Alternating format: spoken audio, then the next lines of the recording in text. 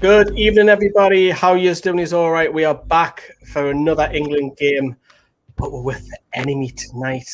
Brandon isn't supporting England. You're supporting Czech Republic. Why? I have loads of friends there, just because, and I love the culture, I love the language, everything. So that's why. Brandon's WhatsApp going left, right, and centre. That's his mates telling him right there. But yes, Brandon is supporting the Czech Republic. So, you know, if you do score, I'm expecting you to give them a lot of stick. But having said that, though, if Czech Republic do go in front, I'm going to be joined by Sam. We're going to be joined by Sam very shortly. Expect Brandon to give us a bit of stick, but both teams are through. We'll talk more about the lineups in a couple of minutes, because we are proudly sponsored by Manscaped. They are supporting us during the Euros campaign. And, you know, you've got to get the Manscaped logo, get the Manscaped grooming, because it's the best quality that's out there. Have a look at this. The Euros are all about bragging rights and showing pride for your country's squad. With the help of today's sponsor, Manscaped, you'll definitely be showing pride in your squad. With Manscaped, you can now trim your personal pitch without the fear of whacking your bollocks. Unlock that confidence and join the movement with this exclusive offer for you. 20% off and free worldwide shipping with NFTV at manscaped.com. Now, if you're like me, you'll never ever buy cheap razors again. Once you've cut yourself down there, you will never ever go back and buy those cheap razors. You do not want to be embarrassed having cuts left, right and centre when your missus looks down there. Manscaped is changing the way men approach grooming with their Perfect Package 3.0. This men's bundle includes the Lawnmower 3.0, Weed Whacker, Performance Boxer Briefs, a travel kit, and formulations to help you upgrade your grooming game. The Lawnmower 3.0 is the John Terry of dong defense, because the third generation trimmer features a cutting-edge Simeratic blade to reduce grooming accidents thanks to its advanced skin-safe technology. There's even waterproof technology and an LED light so you can groom in the shower. We all know how terrible that cleanup can be. If you've ever been held back from nose hairs before, we have the perfect solution for you. The Weed Whacker ear and nose hair trimmer. This trimmer has the same Manscaped skin-safe technology, which helps reduce nicks, snags, and tugs in your nose holes. 79% of women polled admitted that long nose hair is a major turn-off for men. Imagine if your significant other started growing some nasty nose hairs. Pretty sure you wouldn't be too keen either.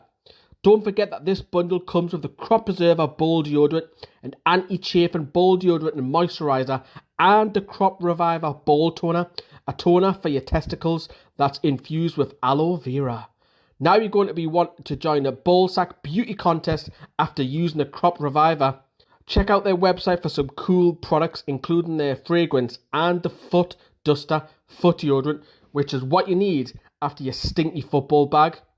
Get 20% off and free shipping with your order with our code NFTV at the final checkout at manscaped.com. Support the show and the legends at Manscaped who are looking out for the general safety of your bollocks. 20% off and free shipping with our code NFTV at manscaped.com. That is 20% off free shipping at manscaped.com using our code NFTV. It is time you add a few inches to your Harry Kane with Manscaped. Yes, Manscaped proudly sponsors our video. I've seen Sam smiling in the background there. Look nice.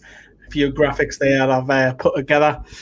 So thank you very much to Manscaped. All the best grooming kit out there for your below the waist, upstairs, downstairs. They even do fragrance, anything for your feet, anything for men's grooming. Have a look. The link is in the top of the description. As you can see, me and Brandon are now joined by Sam. How are you, Sam? I'm good. I'm expecting a lot from your Harry Kane tonight. So, yeah. I'm very impressed with that. He's been a bit limp lately, hasn't he? Well, you would know. Brandon, obviously, you're going to be piggy in the middle here because you're supporting the enemy tonight. What do you expect from Czech Republic tonight? To absolutely batter the English team. That's not going to It'll be a walkover, don't worry. It'll be a walkover, he says. A walkover. We'll come to your comments in a second. Comfortable 3-0, I said. 3-0? My scorito. Yeah, that's I why know you're what bottom. you're gonna say. I'm not bottom, please, but I'm not actually. I'm actually 19th out of 21, so I'm above you, Brandon. oh, that changed overnight then, I guess. You've always been bottom. Later on in the show, once the match has finished, we're inviting you on to have a look. There'll be a link appearing later on. We'll be doing scoring replies after the video as well. Let's have a look what you're saying in the comments. Also, come on, England. Good luck, Brandon. Yeah, you need it tonight. Brandon, why do you do this to us? You can see where this is going tonight. Evening, guys. I hope you're all well. I hope it's draw so we can finish second in the group. Just before we look at the lineup, Sam, because if we come second, the negative is that we don't play at Wembley. Yeah, and also we play on Monday night when I'm at work. So I'm kind of hoping for an England win, really. So I've got Tuesday off. Look, I mean, the kind of group of death has been blown wide open after Saturday's results. So you don't really know who you're going to play if you finish second or top or whatever anyway. So I think you've just got to go out tonight and win the game, especially after the first two haven't been completely convincing. Look, if you're not, I saw a tweet from Gary Lineker earlier today, and I completely agree. If you're worried about playing France, Germany, and all them teams in the last 16, you ain't winning anything anyway. So to win the thing, you've got to beat them sort of teams. So it doesn't matter when you're playing, does it? It doesn't matter. No, it is tough because you want to avoid obviously the group of death because France. You want to avoid them. Germany. Why do you want to avoid the strong ones? I mean, if you want to be a truthworthy European champion, you have to beat the best. So yeah, you want the easy way? You don't want the toughest route, do you? Yeah. It's like, for example, at least you could say I beat France or whatever, Portugal, Germany, and not like I don't know other countries like Wales or Slovakia even. Like, you want to play the better teams to say you're a true champion, right? And not that you came there by luck and just won the final. Well, you mentioned obviously Holland. We were talking about Holland. Holland haven't played anyone strong yet, and they're winning 3-0 every time. So they've got an easy route. So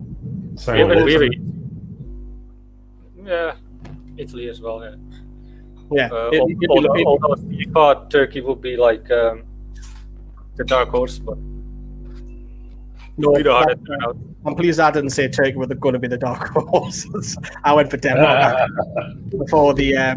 I said Czech would be the dark horses. So I said Denmark, but that was before Ericsson. But yeah, what's happened to him? Obviously, it's the disaster. But great to see them through as well. Sam, you can say it. I can see. What? Read the comment. Oh, happy birthday for tomorrow. There you go. Happy birthday from Sam. Have faith in Hungary, man. I'll tell him if he's over 18 what he should get with his birthday money if you want. If you just briefly exit your share screen, Lee. Give me a second then. Ooh, look at this. What's that? What is that? This is a keg of ale and shearer from awaydaysbeer.com. A lovely, lovely, beautiful beer in a nice little keg. Awaydaysbeer.com. Ale and shearer. Can you see that? We can see it. It looks canny, man. It comes with do you know what it came with as well? It came with, you remember them big heads that you used to collect?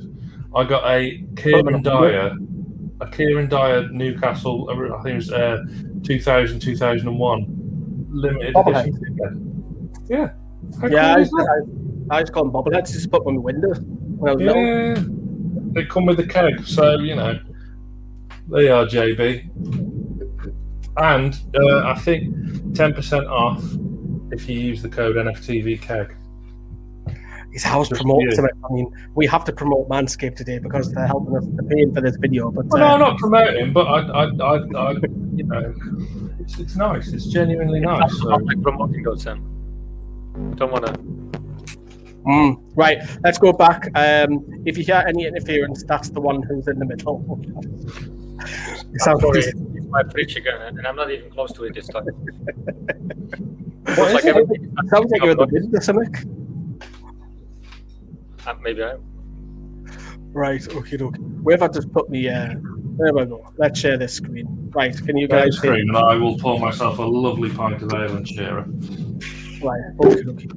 Right, so yeah, let's scroll up, shall we? So where did I have the lineups before? Because they've just been knocked off. We'll go to the final page, and we'll have a look at Czech Republic's lineup, which you can see briefly on the right hand side. But I've got a proper graphics somewhere. Brandon, who's clear one to watch out for is Sheik, isn't it? Who you love? Shikova, Southgate, Masopust, like Jankto for. Yeah, and I like Watchalong, of course, the goalkeeper. He did pretty good last couple of the games, last 2 games, the Euro. So those 5 players are players I would like to watch out for if I would be England. Yeah, obviously Sheik's obviously joint top scorer at the minute, and he's clearly the one that we're going to watch out for tonight, Sam. Yeah, looked impressive, hasn't he? I also do quite like Kufal on their right back. I remember him having a fantastic battle with Matt Ritchie when we played West Ham towards the end of the season. I enjoyed that immensely. So, look, we know about Souček. We obviously know about Schick from the first 2 games. They're not a bad side, but they're a side that England should be beaten and beaten reasonably comfortably. Yeah, I mean, Brandon's going to now fight big. Go on, Brandon. Koval is a kind of same player as like Denzel Dumfries, right? That's probably why you like him as well. Like coming up all the time over that right hand side, going forward, but also strong defensively, physically as well. Yeah, they've obviously got Callas as well, who we know well from the English game as well. He's been out on loan in the Championship for the last few years now, hasn't he? Tell us about the 3 behind the striker, because we don't know much about them, Brandon. Masopust, I think he played for Slavia. I don't watch the Czech league that much anymore. I used to 2 years ago, but now during COVID, I wasn't able to travel anymore there, so I'm kind of slipped, and I was jumping into this like Newcastle fan TV thing. So I was only focused on Newcastle. Priorities. Yeah, what about Janko? He did this. He did pretty well actually this Euros so far. I think out of the 3 Masopust, Janko is the better one. Yeah. Okay, then. Right. We'll have a look at the England squad. Brandon, your mic's deteriorating, by the way. If you want to jump out and come back in, so that'll improve it. And me and Sam will have a chat about England. Sam, Jadon Sancho, where is he? It's annoying me immensely. What's he got to do? And no Foden as well. Not even on the bench, is he not, Foden, tonight? Yellow card. He Southgate said before. Okay, fine. That's kind of fair enough, I suppose. But the Sancho thing, I mean, and let's face it as well, Grealish is only playing because Mason Mount can't. What do you make of that? We'll just pause there, because that is just the most stupidest rule going, because I've been pictured with shaking Gilmore's hand and how are you and whatever, but the whole Scotland team do that on a regular basis and will high-five each other, and they would have been celebrating in the dressing room, and every training they eat together. They sleep probably in the same hotel room with 2 beds. Why aren't the Scotland team not doing this? Bizarre, isn't it? Stupid. I don't really understand that one, but that's. I think that decision came from Public Health England, didn't it, and not kind of any football authority or I mean, Scotland obviously don't think it's a big deal because they're all lining up against Croatia now as we speak, as England and Czech Republic make their way onto the Wembley turf. But very, very bizarre. Mount would have played, I'm assuming, instead of Grealish or Saka. Saka's an interesting one. Walker as well coming back in. I didn't think he played at all against Croatia. I would have stuck Trippier back in personally. And this 2 defensive midfield positions, I mean, that's absolutely fine against the better teams later on in the competition, and they did well against Croatia in kind of neutralising their the threat that they did have. But you don't need them. You don't need both of them against Scotland. You don't need both of them really against Czech Republic, do you? Well, there's the subs there. You've got the so I've highlighted there. You've got Henderson, Rashford, Trippier, Ramsdale. So Mings, Cody, Sancho, Calvert-Lewin, White, Johnson, James, and Bellingham. It must be a legislation that you've got to name 2 goalkeepers then, because that's every game now. But Saka's an interesting one because he hasn't played all tournament and he's just chucked in. Is Southgate just trying to get minutes for his men? I don't know, but Sterling needs a performance as well tonight. Saka did well in the warm-up games, remember, got the goal against Austria. So I've no real problem with him starting. Toon fan as well, of course. Got it in before I said that. Well, I knew you would. So I would have loved to have seen Sancho on instead of Sterling tonight, but he best come on because, and also like Bellingham as well. I think that this would have been a good game to put him out instead of possibly Phillips or Rice. I don't think you need both of them, as I say earlier. Phillips fantastic against Croatia, man of the match performance. Absolutely terrible against. Well, not absolutely. Everyone was absolutely terrible. As my wife in the background sings the national anthem. Oh, she's a beautiful singer. Let's all pause and listen to Kelly. Yep, off you go. Keep going, Kelly. Yeah, okay. Quiet, I'm watching England. So, before kick-off, Harry Maguire starts. Sensible. I think this is the game to bring him back in. If he does, he does. If he doesn't, he doesn't. There's 5 subs, so it's not a big deal. I think it's the right game to bring him back in.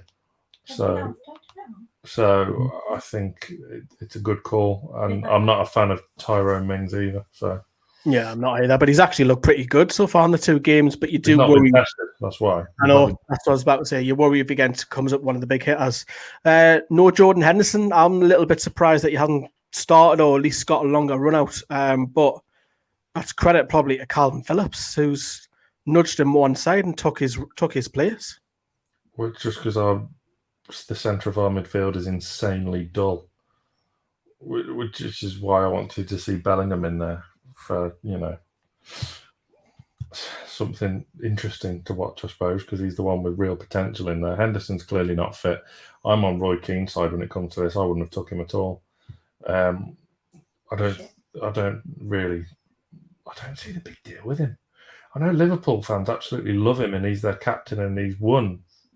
He's had a fantastic career, but I just don't see the big deal with him. I really don't. He's a captain. Carries that extra bite to it, doesn't it? Well, he's not England captain, is he? Harry Kane is, so... I don't know. I don't see the big deal, but, I would... You notice there's like a massive Joe Willock-shaped hole in the England midfield, a real nice box-to-box midfielder who can arrive late in the box, grab a goal. But, I'm unashamedly biased. England there, you can say highlighted. If England do win the group, they'll top Group D. They will face either Portugal, France, or Germany, or possibly even Hungary, but that's probably unlikely. If we do top the group, who would you want to face out of Portugal, France, Germany? Germany. Same. Although Germany did thump Portugal, put 4 past them the other day, so maybe aren't invincible as everyone thinks. I think it makes for a better spectacle, and I think France and Portugal do have that extra level about them, despite what happened on Saturday. But we shall see. It's tournament football, it's knockout football, so let's see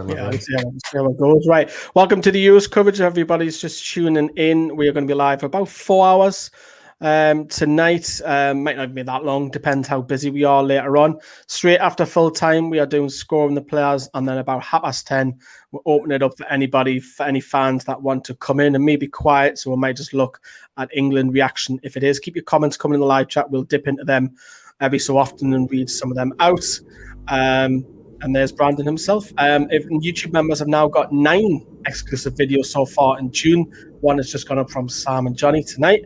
We've got one from me tomorrow. I'm in the woods. Do you go down to the woods today? But yes, if you do fancy popping on later, there will be a link in the description and also in the live chat. So keep your eyes peeled for that.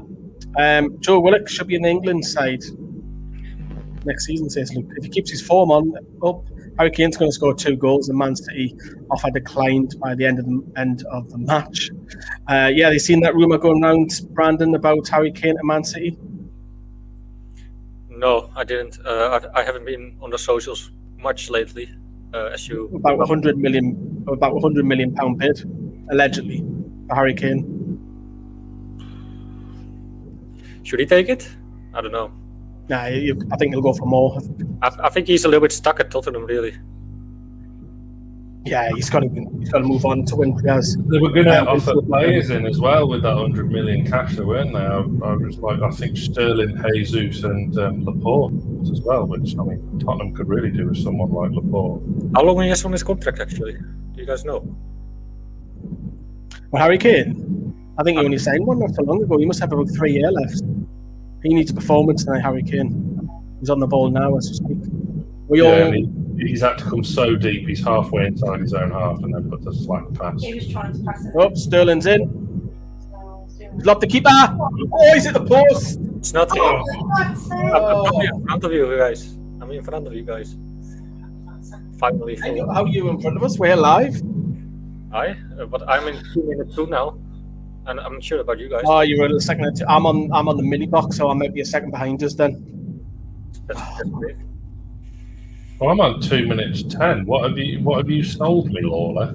Got me I'm this on 2 minutes 15. 2 minutes 15, 16, 17. Why am I a second behind you then? I paid top whack for this package you sold me.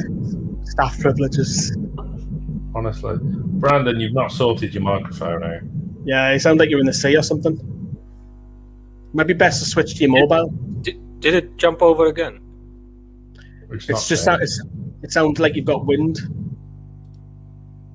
Oh, well, it could be. Wait.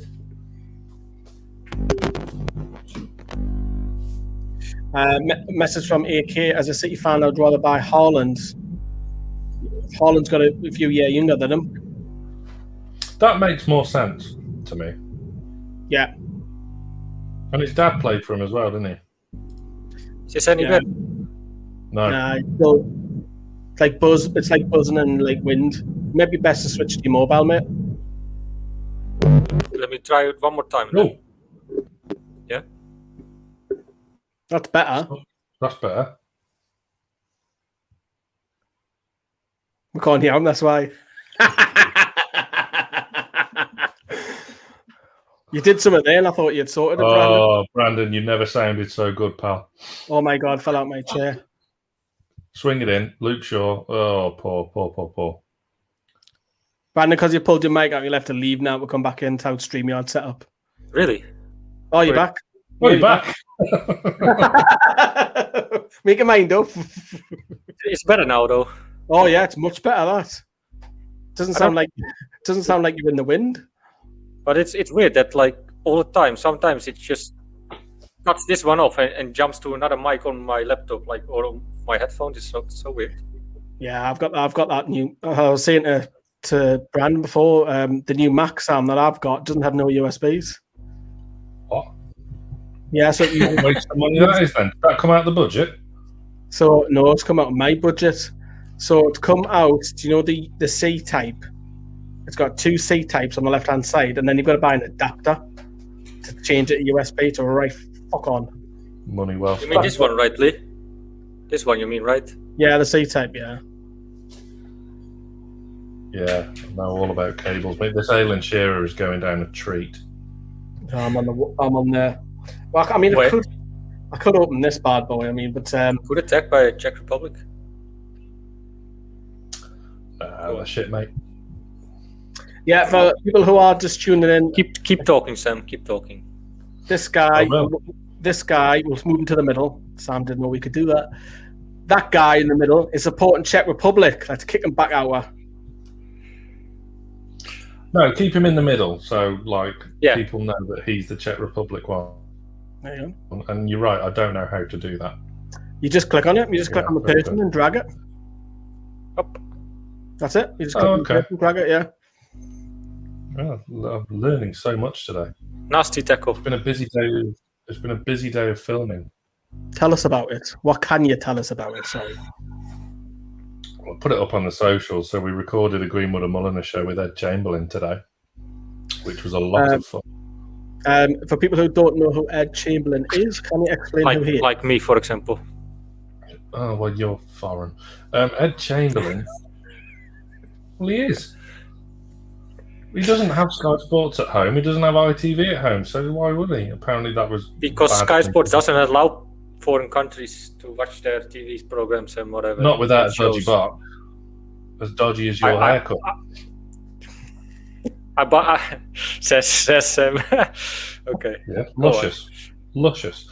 So Ed Chamberlain was the face of Sky Sports football coverage for years and years and years. Took over from Richard Keys and Andy Gray, and kind of relaunched it alongside Gary Neville, as you remember. Which is he did Super Sunday and Monday Night Football, which elevated and became this massive animal that it is now. And then he made the switch. Took a big bold step to leave Sky Sports and switch to ITV, where he does the horse racing coverage. So it was a really, really interesting hour we spent with him. That's why I love him so much, I guess, because he's doing the horse racing as well. Might have come up, but yeah, no, it was really good. Absolutely lovely guy as well. So that'll be out at some point over the next week or so. So yeah, really, really interesting, really good fun. So Brandon, you probably would have seen like social clips of Carragher Neville. Yeah. He'd done the show before then, basically. Well, did he also do Did it with him? or something? yeah, he did. He used to be on Sky Sports News as well. He used to be the one of the anchors there. That's actually quite a good cross by Kufal there. There was just nobody on the end of it. No one there. Well dealt with by Walker, though, wasn't it? So I was about to say, it must be strange in the Mulliner household because they're both supporting the same team. for a change. Yeah, he's on. Negative Nelly. I'm actually for the first time against you lot. Like I'm not with you. this time. You're against just every stream, Brandon. Like, how come? No, I'm just messing with you. Yeah, sure. Like always, you mean? 8 minutes in. England are too slow building an attack again. Look at this, stagnant. Oh, look who's in the comments. One of our own. Joshua Banya. Joshua, I was down with the fan zone the other day. It was good fun. Got some free booze and front row. That's why there wasn't a watch long, because there wasn't many of us about. But yeah, it was good. But there was a glitch with YouTube, which I wasn't very happy about, because the match, the fan zone vlog, wasn't showing up for desktop viewers. Hence why we've lost a few views on it. Oh. So you could view it on the mobile, but not the desktop. Oh. So it's a glitch. So I was annoyed at that. But yeah, it was good fun. And I'm sure other places probably not as up for it. It's probably the other day, because we had Scotland there, but Czech Republic game will be a bit rowdy still down by the quayside.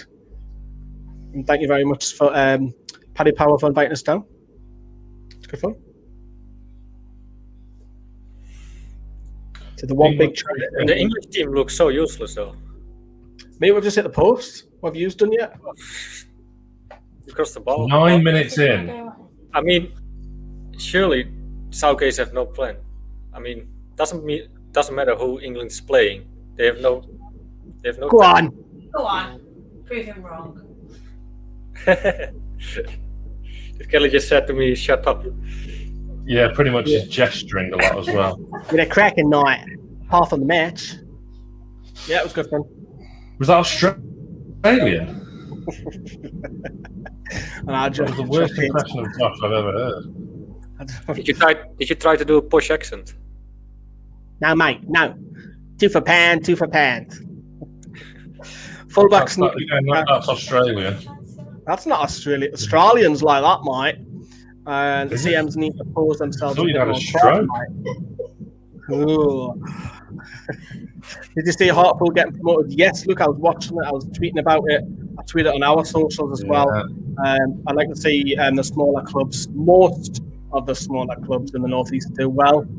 But I was delighted to see Hartlepool come up because we've got a lot of way above a lot of Newcastle connections with Hartlepool. Not that you're having a piss. You can take shots like this every day. We've already got one person. We're getting a bit empty. I may have opened it the other day. It was yes, it became too much of a enticing temptress to ignore. Or you're just on this side as well. The Praha team. Sam. What? Oh, yeah. Good comment. That's the best comment he's made all night. Also, keep an eye on the Scotland scores while I'm just checking. And he says he's going to bring his Cockney Magpie stuff over to NFTV as well, isn't he? So I'm really looking forward to that because he does some good stuff, does Josh? Hopefully, yeah. Good to see that come over. England on the attack. Chug the keg, Sam. Hey? Chug the keg. You been, Frankie? Hope you're doing well, Frankie. Thank you for continuing to be a member. What in England? Yes! It's coming home. It's coming home. It's coming. Football's coming home. Look at him. Point the wrong way. See him there, everybody. See him every day. Go on, Sam. Point. Laugh at him. Laugh at him.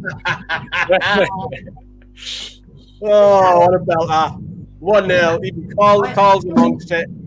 Brandon, you've gone quiet. Yeah. What do you think about that? Oh, he's disappeared. He doesn't want any. Oh, he's back. Put it back in the middle.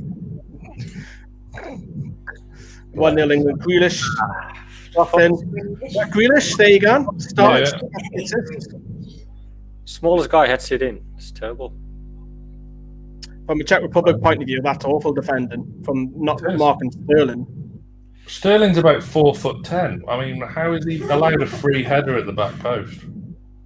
Yeah, it's appalling, isn't it? What's he, 5'6"? Is he not even that? I mean, he's smaller than me, and I'm 5'9". That's saying something. Graham Jones's 3 Lions. Here we go. Good start. Is this the first game Southgate played Grealish or started Grealish? Started, straight away. Yeah. Does something. Saving it just for you. Got a song for you. I didn't play him earlier, look. Got a song for you. Dry your eyes, mate. I know it's hard, but her mind has been made up. There's plenty more fish in the sea. He's not going to score, Brandon. Don't Grealish, like. Yes, Sterling, have my kids. Luke is over the moon for that. He's got plenty of kids, Raheem Sterling. Oh, is he? 3 or 4. That's too many.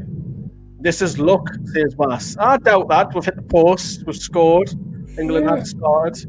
A much more positive start than in the previous 2 games. Oh, he's got that black eye from Loughran. And by the way, that's not a penalty, Brandon. We'll get on that. I wasn't even assuming it was a pen. No. Nah, Can I ask when you had your hair cut, Brandon? Me? Yeah. 1.5 weeks ago or so. And where did you get it done? I just dyed it though.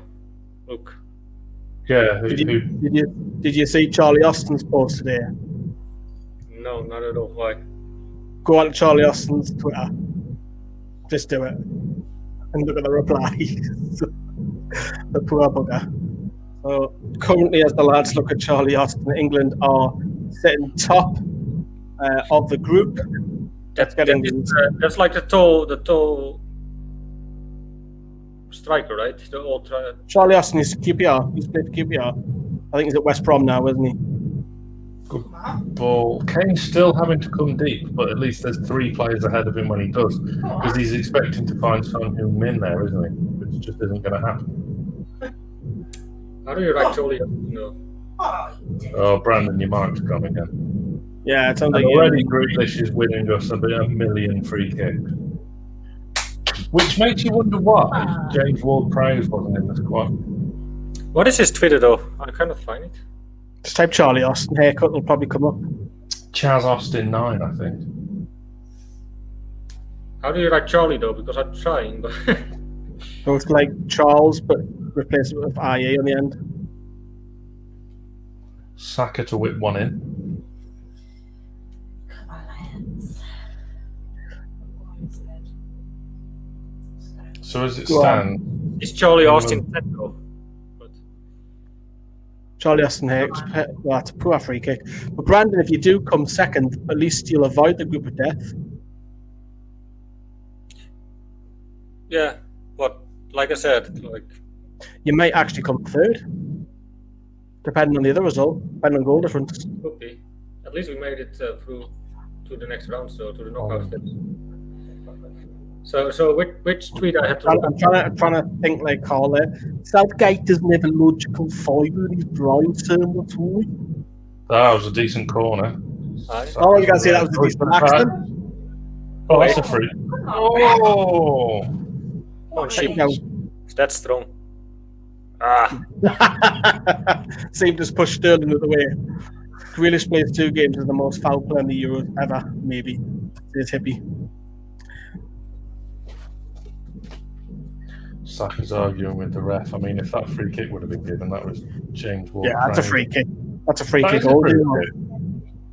how is it not a free kick? Blimmin' hell.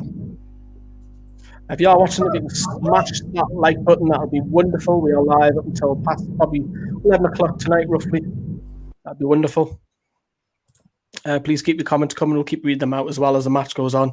And later on, we'll be asking you to come on if you want to talk about the Euro so far, maybe about Scotland, maybe about England, the group, what's working well. What isn't.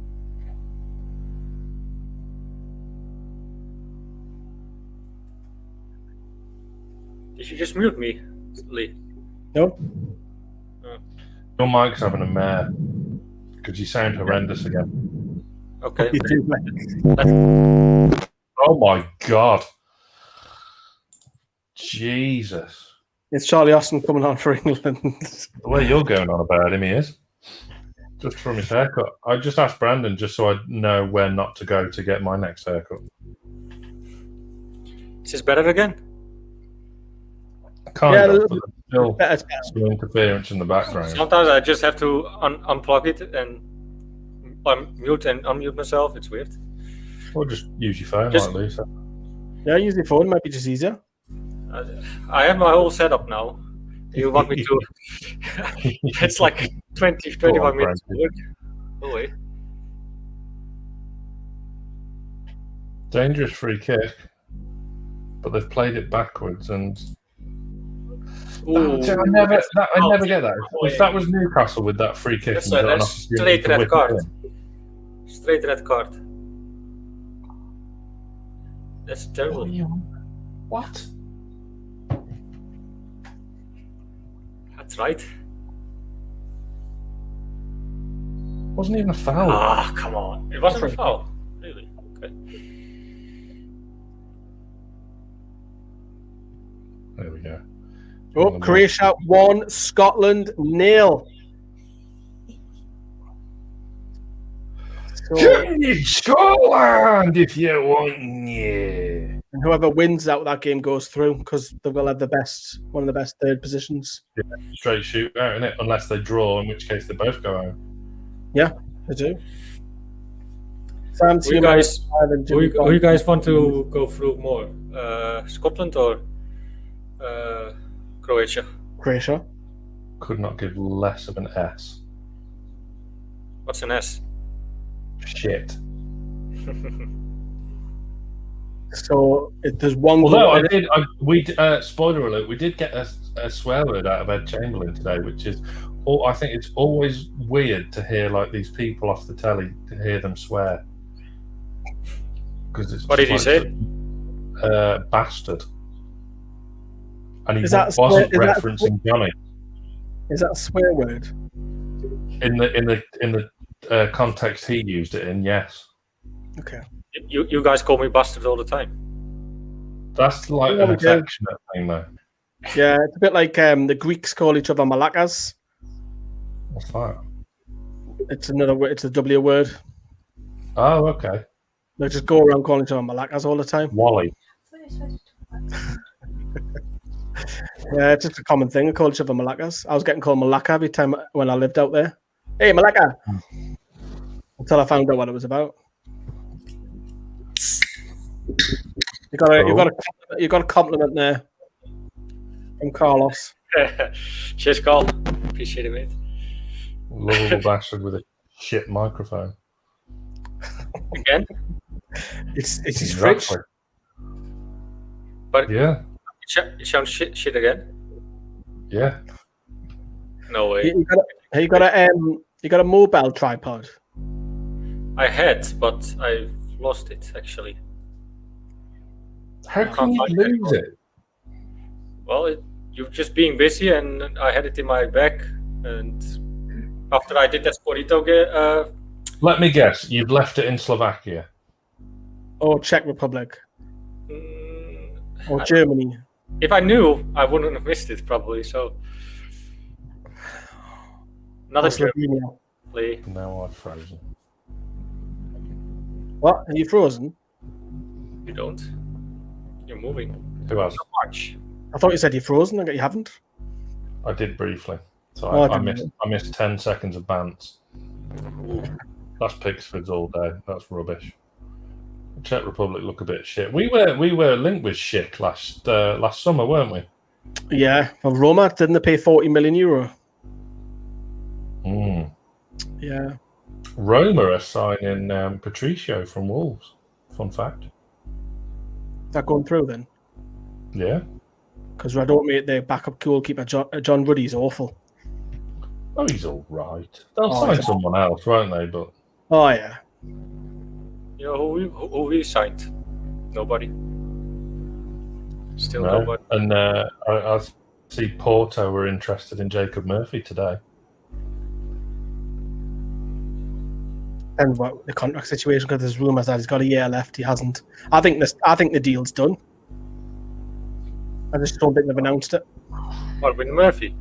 Yeah, I think it's done. They just haven't announced it. I think what they'll do, they'll announce 3 or 4 players at once, take a photo of them all together or something. Saves money, doesn't it? Yeah. Ian Serena doesn't have much work. Don't want to be paying War Serena overtime, do you? No, Serena's lovely, to be fair. She is. Does a fantastic job. There's some fantastic people working at the club.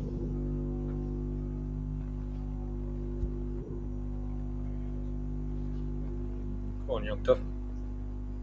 On the left. There's some space on their left-hand side if they can exploit it, but they can't because Walker was dreadfully out of position. Got anybody in the box? Oh, yeah. Right, No. What's it doing? No, Are you surprised he hasn't changed the goalkeeper knowing that we're already through? No. Because I don't think. Ramsdale. No, like Henderson. No, Henderson's got. He went out. Went home. Johnson or Ramsdale, isn't it? So now it's picked all the way, isn't it? I just thought you might, because we're already through. You might give the goal because they're not. It's not like a huge decline, is it? With Johnson. Southgate's not that way inclined, though, is he? Good work by Saka. Leads to nothing. Go on. We've got it back. Have a go. Give them go. Oh, we hit it, man. What fucking Someone about? take it up. It's like fucking Arsenal. Let's pass around the box and then shoot.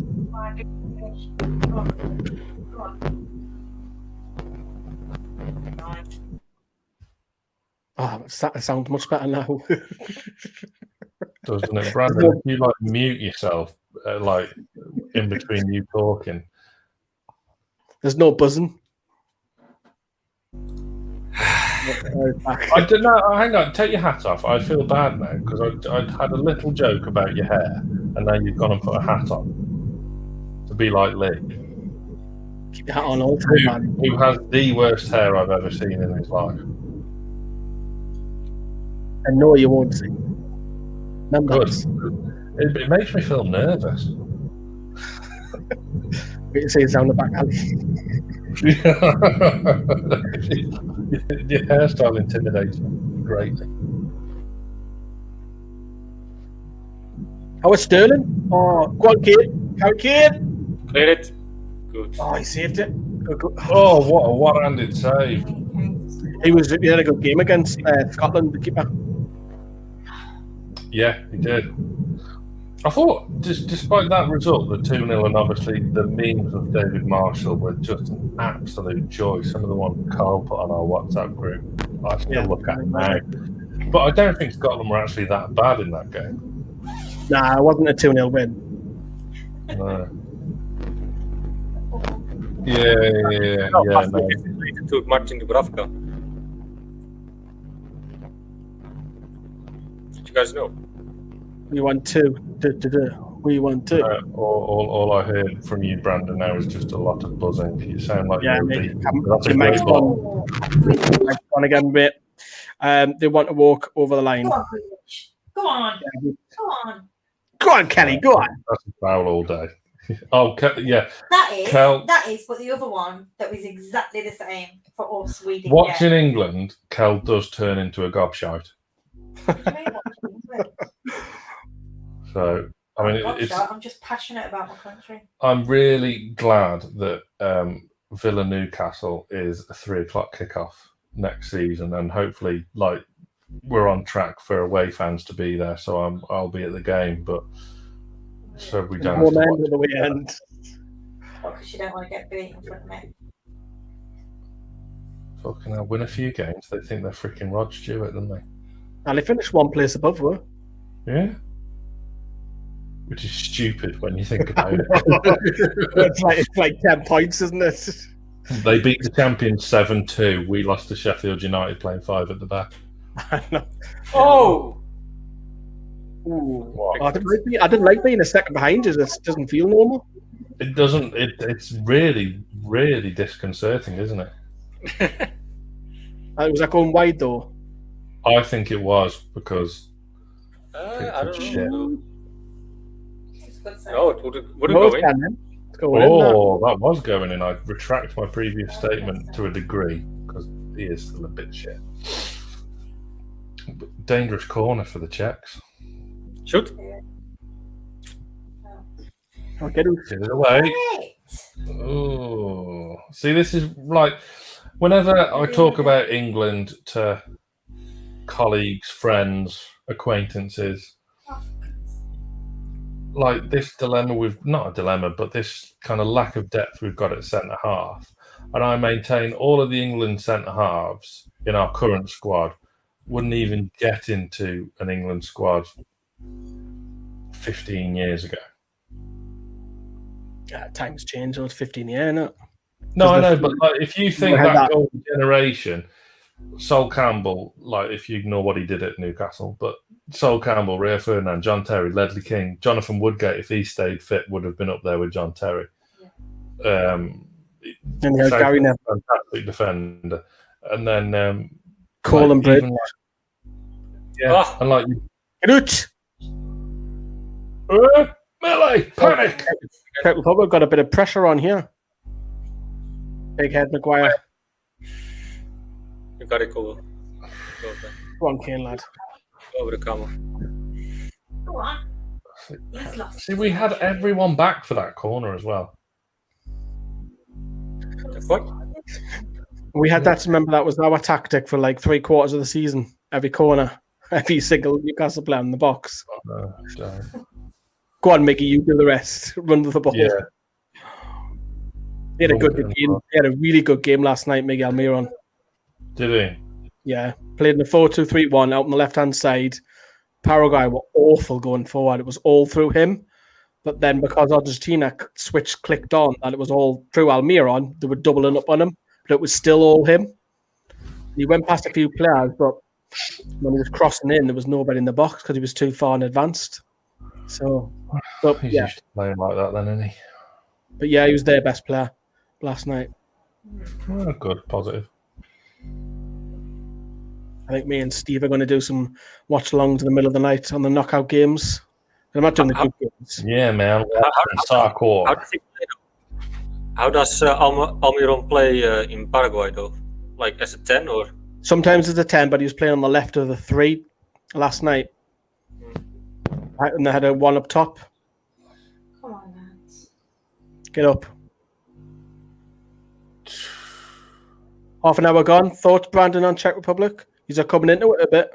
Yeah, we look some sort of threat. Didn't have really clear chance besides that shot that Pickford saved, but the crosses look sort of a threat. Definitely one will go in. And Then you predict 3-0. 3-1. I don't care about that one England goal, really.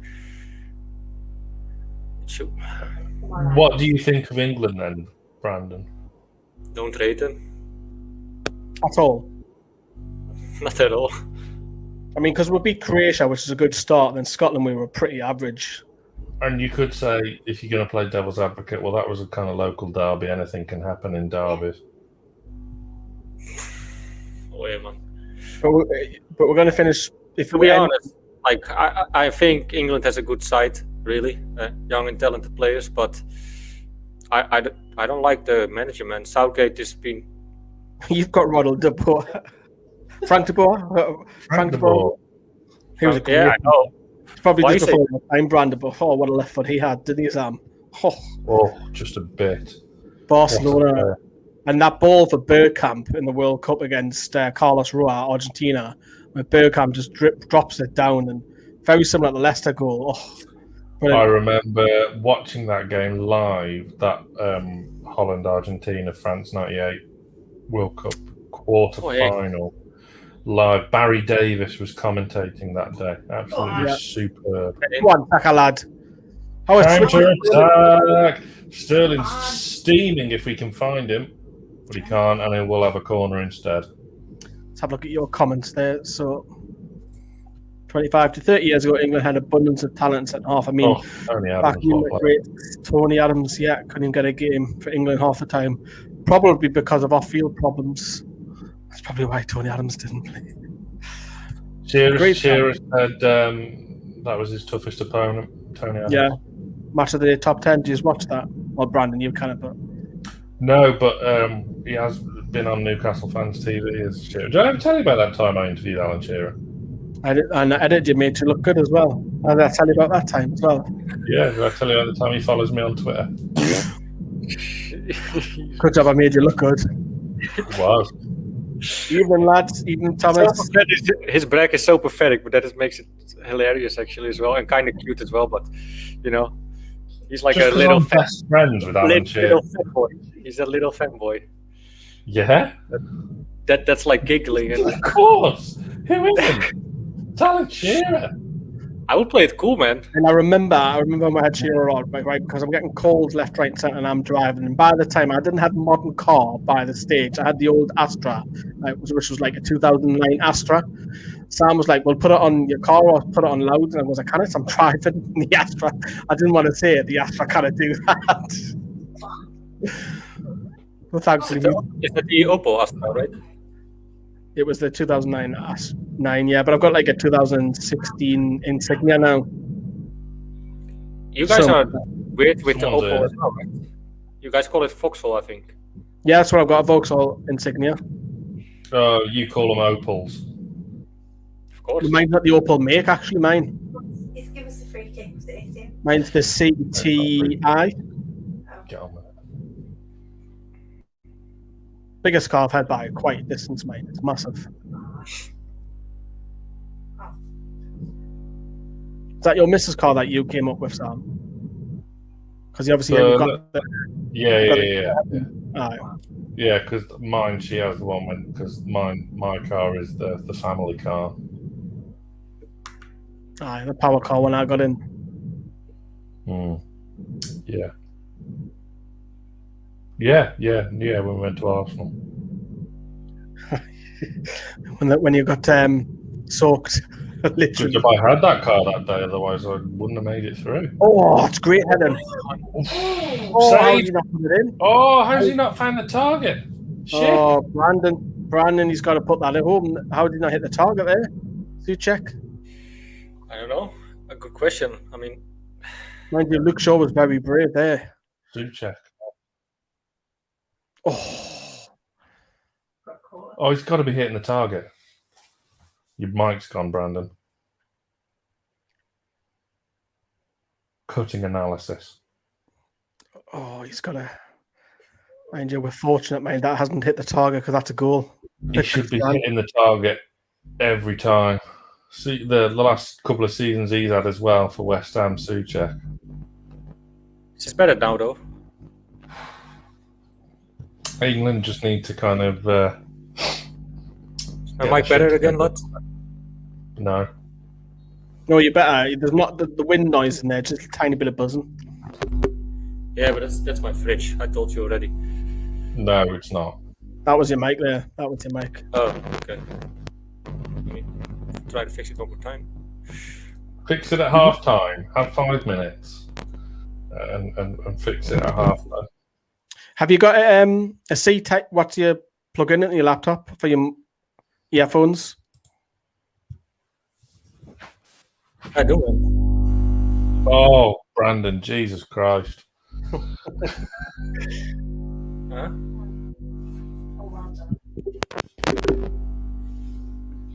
Declan Rice, the disruptor there in midfield. I apologise for interruption. Hang on. That's better. Go on, Grealish. Sterling. Cross it in. Oh, deflection for a corner. I'm ahead of you and Sam. Better. At least they do kind of look a bit more threatening going forward tonight. We look way better than we were against Scotland. I know. That's what I just said. That. Really? Oh yeah. Don't agree with me so aggressively, then. Honestly, I think you're lagging, Sam. am I just as welcome having a domestic? No, you're But we're back. I agreeing. think you're back now. No, you're back. You're fine. So we've got Brandon with no sound, me lagging. It's going well. Yeah. What about this? Oh, Yeah, that's much better. That's what I kept saying. Use that. that is perfect. Okay. I mean, it's only taken you 37 minutes to figure that one out, but Go on. How again? go on then. Come on, do something with it. Oh, There's men over if you can find it. Oh, Grealish, man. I'm not even Oh, bothered because I'm silly foul. I'm ahead of you guys, so I can't be bothered. Just know what's happening already. It's just funny to hear your reactions, and I know it's. It is weird because Nothing is gonna happen. I'm on the mini box. And normally you're on a dodgy box, Brandon, and you're like a minute behind. I'm not. This is just from my normal TV broadcast. Oh, I know this is, but when we're doing Newcastle watch-alongs, you're usually like a minute behind. No, sometimes you've got the Dutch coverage, haven't you? Say that again. Sometimes you've got the Dutch coverage as well, haven't you, of the Premier League? Yeah, we do. How many Then games do you get in Holland? How many games? Yeah, do you know, like America gets like every game. I have no idea. Literally, like Go on. Go on, Like get in the late- block. How are then? nothing's happening. But I know when it's all different times, because of COVID, they wanted to have like one game per window, right? One at 3, one at, Then we have all of the games, but when it's like 3 games at the same time, they always pick like the big teams. So, and that way, that's when I'm not able to see Newcastle and I have to watch it through my Dreambox. And I just renewed my Dreambox, so I got like American channels, UK channels, Syria channels. It's mad because loads. if you're in the States, NBC, which is obviously going to be moved to Peacock, they get every single game, which is crazy. Crazy, man. Crazy. Yeah, they get every single game what they can watch. And then obviously the UK, we're going back now to what it used to be with the broadcasting. So that's 4 live Premier League games a weekend with BT and Sky. Sometimes 5. Sometimes 5. We might find reviews might go shoot up because it's not a live game. But Brandon, are you still coming over for the first game of the season? Yeah, I'm playing too. I just don't want to take a jab, as you guys call it, a vaccine. So I need to have a negative PCR test probably. What's the age bracket for COVID at the minute over there? The what? The age what? Well, we've got an age bracket. It's under 25s now. Can start. Oh, right. I think it's until 18, if I'm not mistaken. You should get yourself one. Why don't you just get one? No, I'll just wait a few years, and then I will see if needed. You know, why? Because I don't know the long-term. How you call it? That side symptoms. Brandon, you take drugs, you freaking idiot. Who says I do? Who says I do? I take drugs. Nobody takes drugs on this channel, allegedly. All right, chaps. Yes, George, we're great. Thank you very much for joining us. Fantastic if you're sticking around. Post-match stuff, loads of stuff coming up. So if you don't want to hear ITV's coverage, come and join us. We'll be scoring the players at full time. I'm assuming Sam Matterface is on comms for ITV, so I think so. Yeah, doing you a favour watching it on mute. Yeah, nah.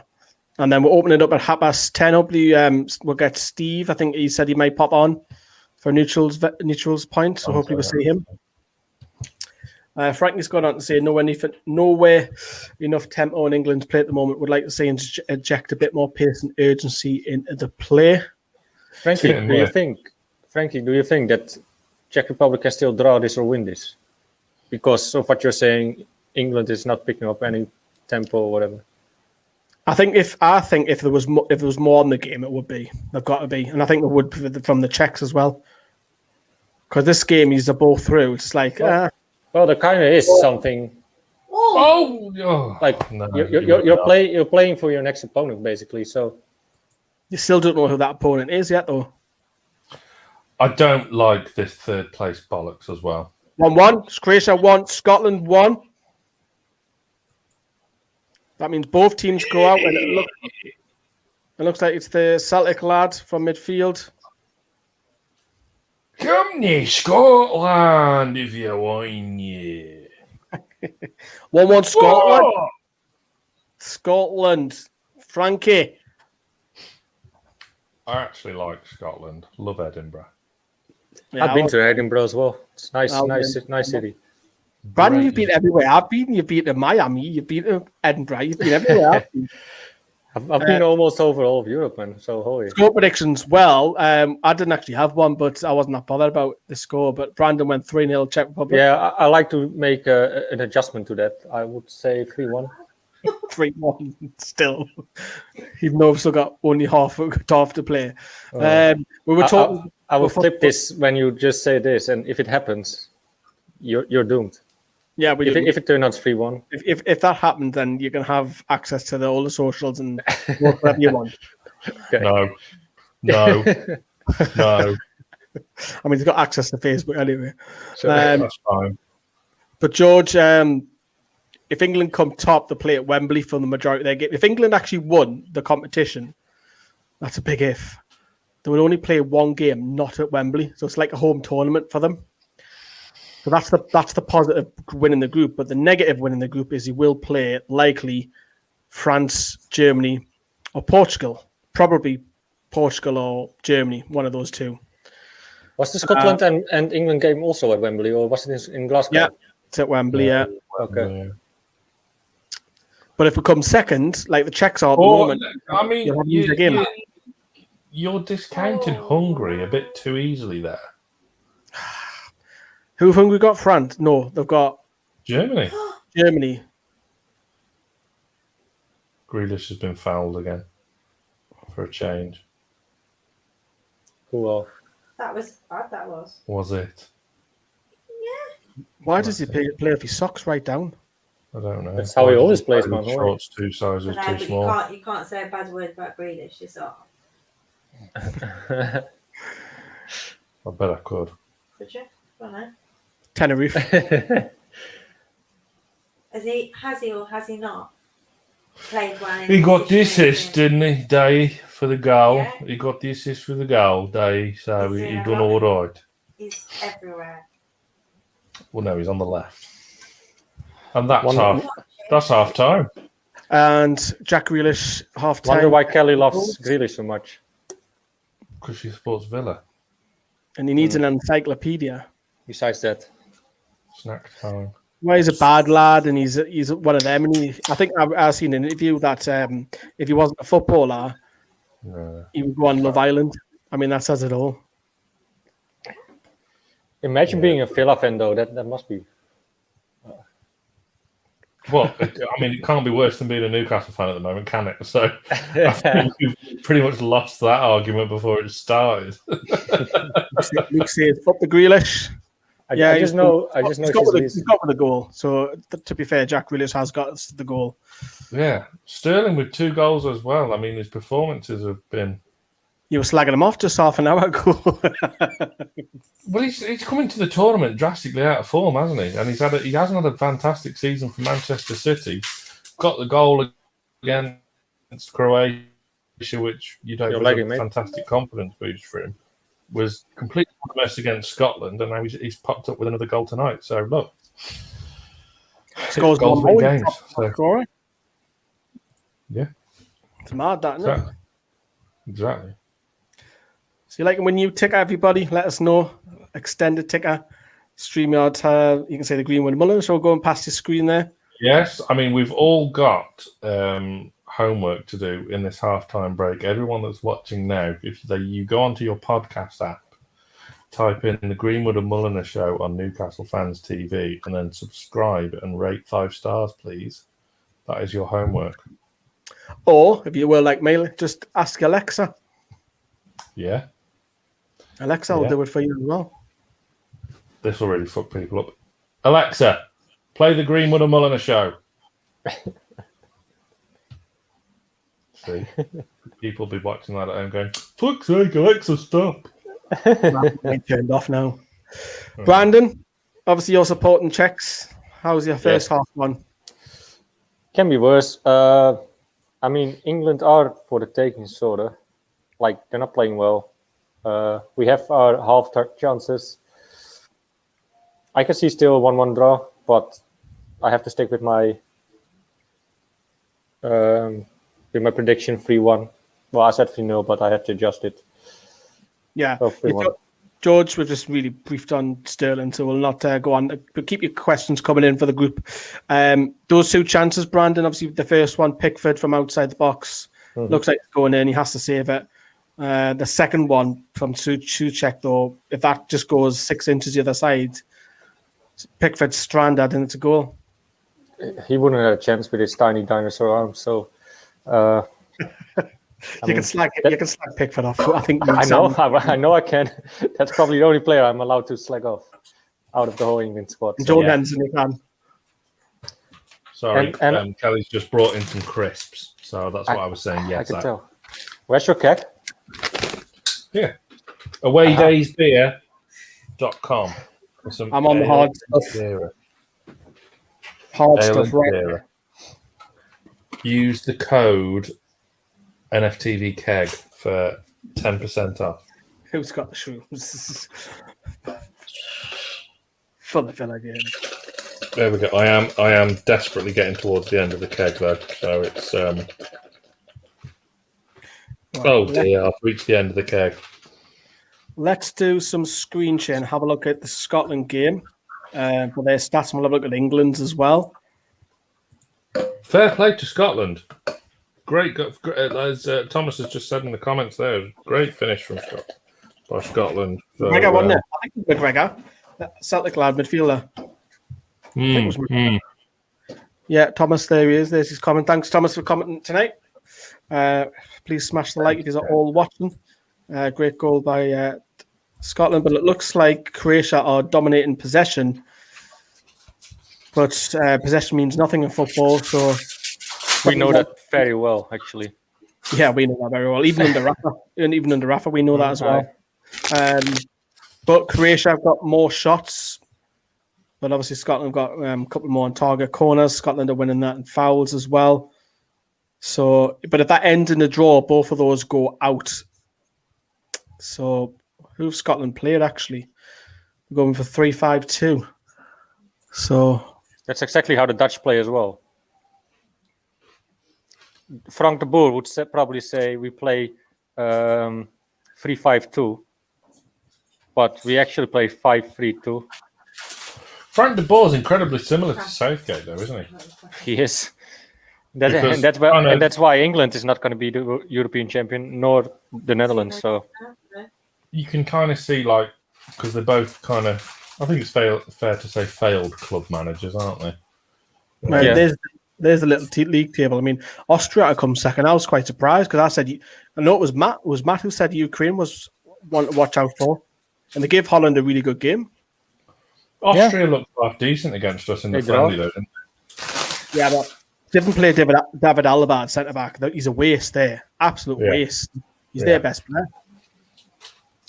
Absolutely. But I think the Netherlands had a really lucky draw. Probably out of the top 8-9 countries, they had like probably the easiest draw, together maybe with Italy. Although I think the Netherlands would struggle a little bit more in the Italy group, though. No, you're right, Brandon, because Ukraine were the seeds in that group, weren't they? Yeah, and that Holland game with Ukraine could have went either way. It was so entertaining. One of the better games at the Euros. This is the current live league table, how things are at half-time. So England will top the group on 7 points. Czech Republic are sitting in second. Scotland and Croatia are going home unless one of them scores. So basically, the next goal wins effectively. Go through. That's how tight it is as well. Next goal wins rush keeper. Basically, isn't it? Literally is. Mm-hmm. Let's have a look at the stats from the Czech Republic. There's Raheem Sterling. So England are shaded at 59% possession. Quite even on the shots. Corners, England have more than double. Brandon did make a good point earlier before he ruined it by saying 3-1 Czech Republic, in that 1-1 is still obviously on the cards, because we've seen a couple of times, haven't we, that England haven't put this game to bed, and whilst it is still 1-0, you know, Czech Republic have got players in their team going forward that can put the ball away. How so is that not freaking? There is still a danger. Brandon, do you feel if England score again, that's it? The Czechs haven't got enough to come back? We're going to change it to 3-2. Yeah, I'm afraid so. So you think 2-0 and that's a game over? Yeah. Well, it depends. If it happens early, it might be able to change. But if it's like 75 minutes, it's done. I think the longer it is 1-0, the longer it is 1-0, the more chance you'll have belief. Yeah. And I mean, it's not that we are like we don't have any chance or whatever, like, or we don't look like a threat. We get space from England, and I mean, I would say that really. Harry Kane giving Xhaka some advice as they walked off the pitch at half-time. The Arsenal youngster has been excellent so far, say the BBC. Do you agree on that, Sam? ITV. He's done all right.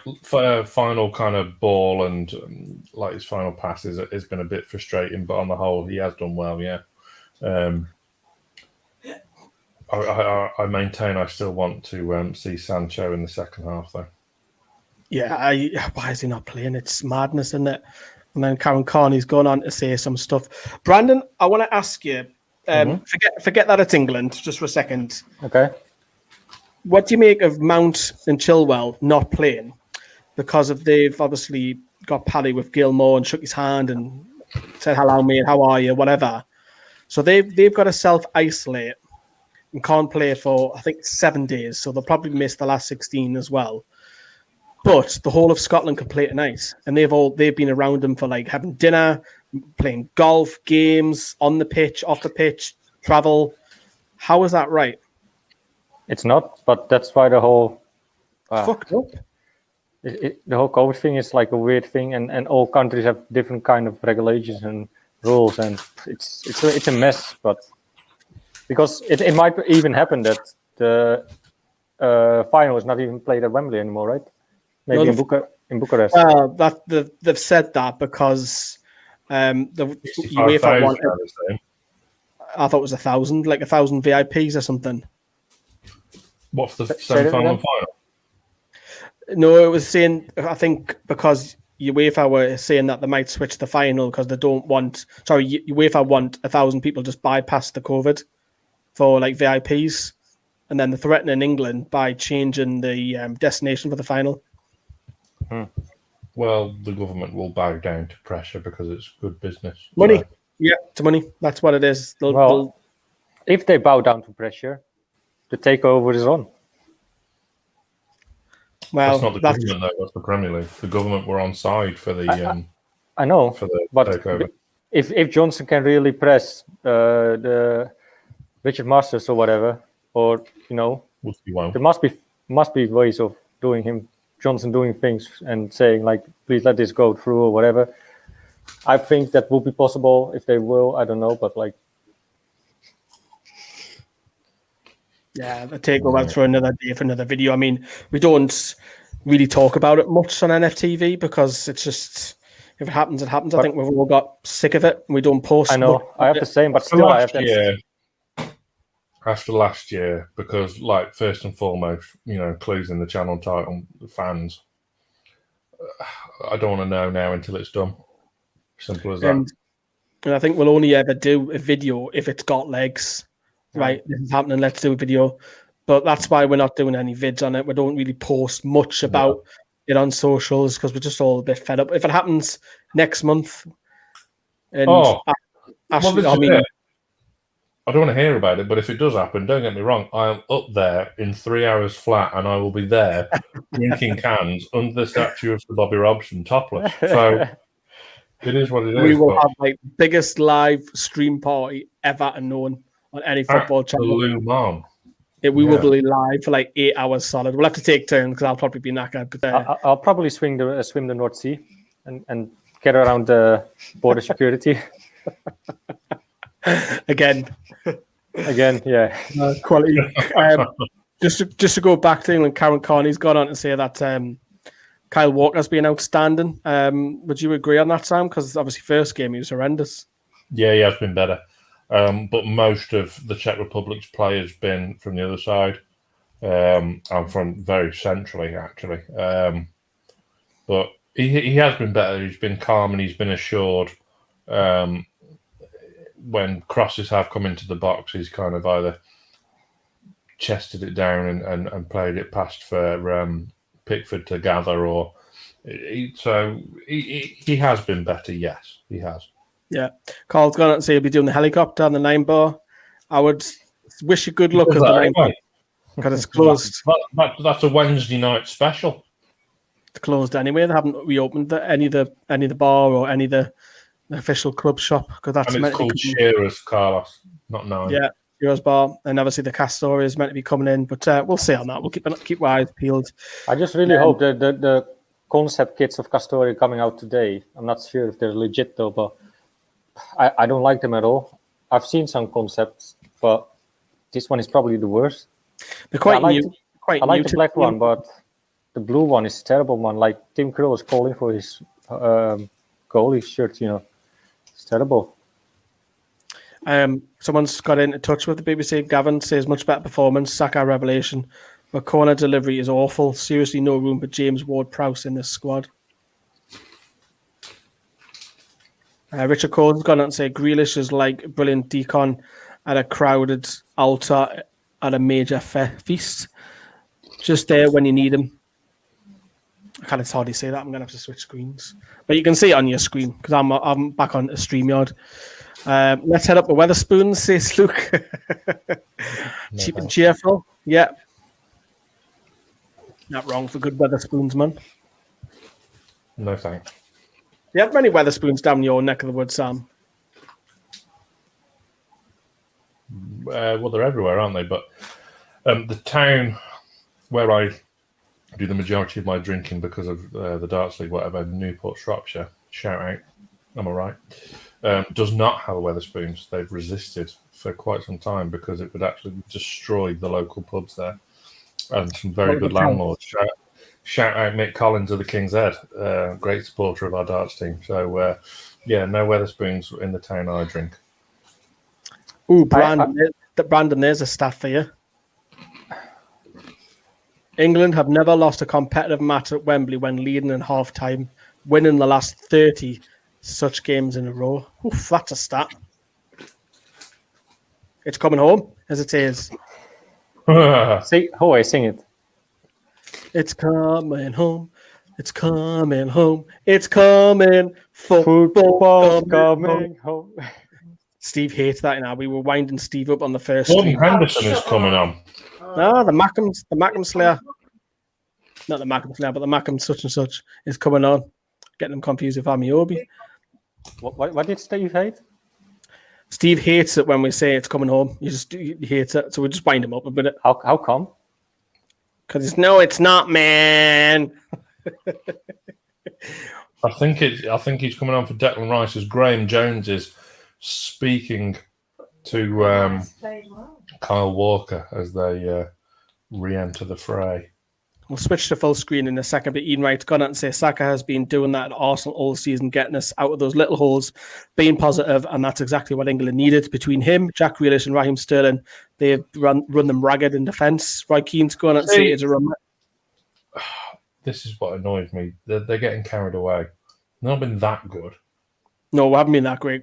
Roy Keane, who's always a critic, says it's a reminder that football is a simple game. Get the ball forward quickly to attacking players who will beat them, get crosses in. You've got bodies in the box, and it's fully deserved.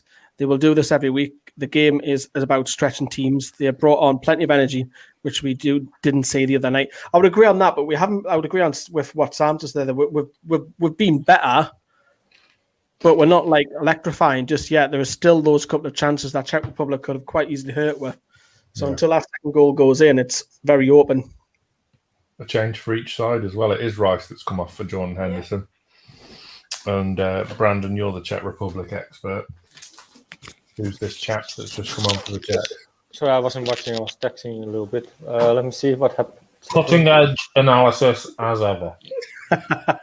What?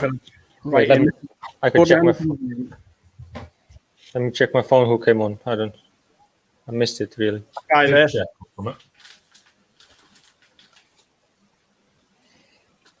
Gripping television. I tried to refresh my live score, but it doesn't say yet. Who came on? Come on, lads. So England are now shooting towards the Gallowgate end.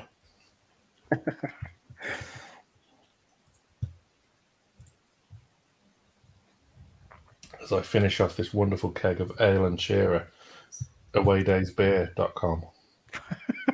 NFTD keg for 10% off. You can finish it. Sefri came in from Youngto. You can finish it. Go on. Carl's necking it. See? So nice, even the missus likes it. Who was the lad who came on? Jordan Henderson. No, I know who he is. Sevlik, he plays for Slavia Praha. He came in from Youngto. There we go. Petr Slavaric. I'm just looking at him on Wikipedia. 9 caps, 0 goals. He's a midfielder. Hey, they've got Thomas Peckhor. Do you remember him? Sam, he used to be at Watford. Who? No, he's at Spurs, not Watford, Spurs. He's 32 now. He started off with Spurs and he went to Southampton. Oh, yeah, vaguely.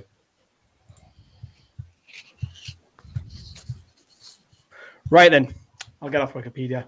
Into the second half. Come on, England. Come Harry on, Kane's still having to come England. so deep to get the ball.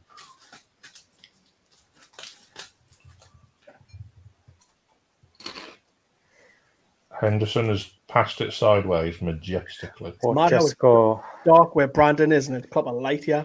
And again. Like it's dark where you are, and it's proper light here. It's sort of dark. It was the longest day yesterday. Huh? It was the longest day in the year yesterday. Yeah, true. Can't beat a good solstice.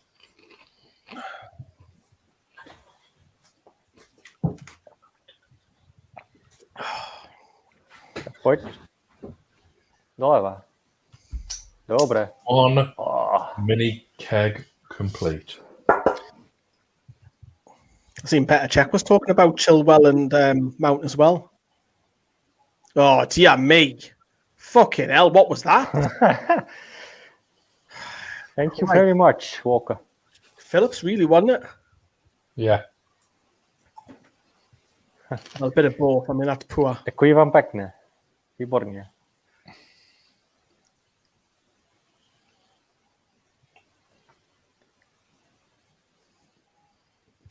Ooh, we've got some. Harry Kane takes up the Alan Shearer position at the front post.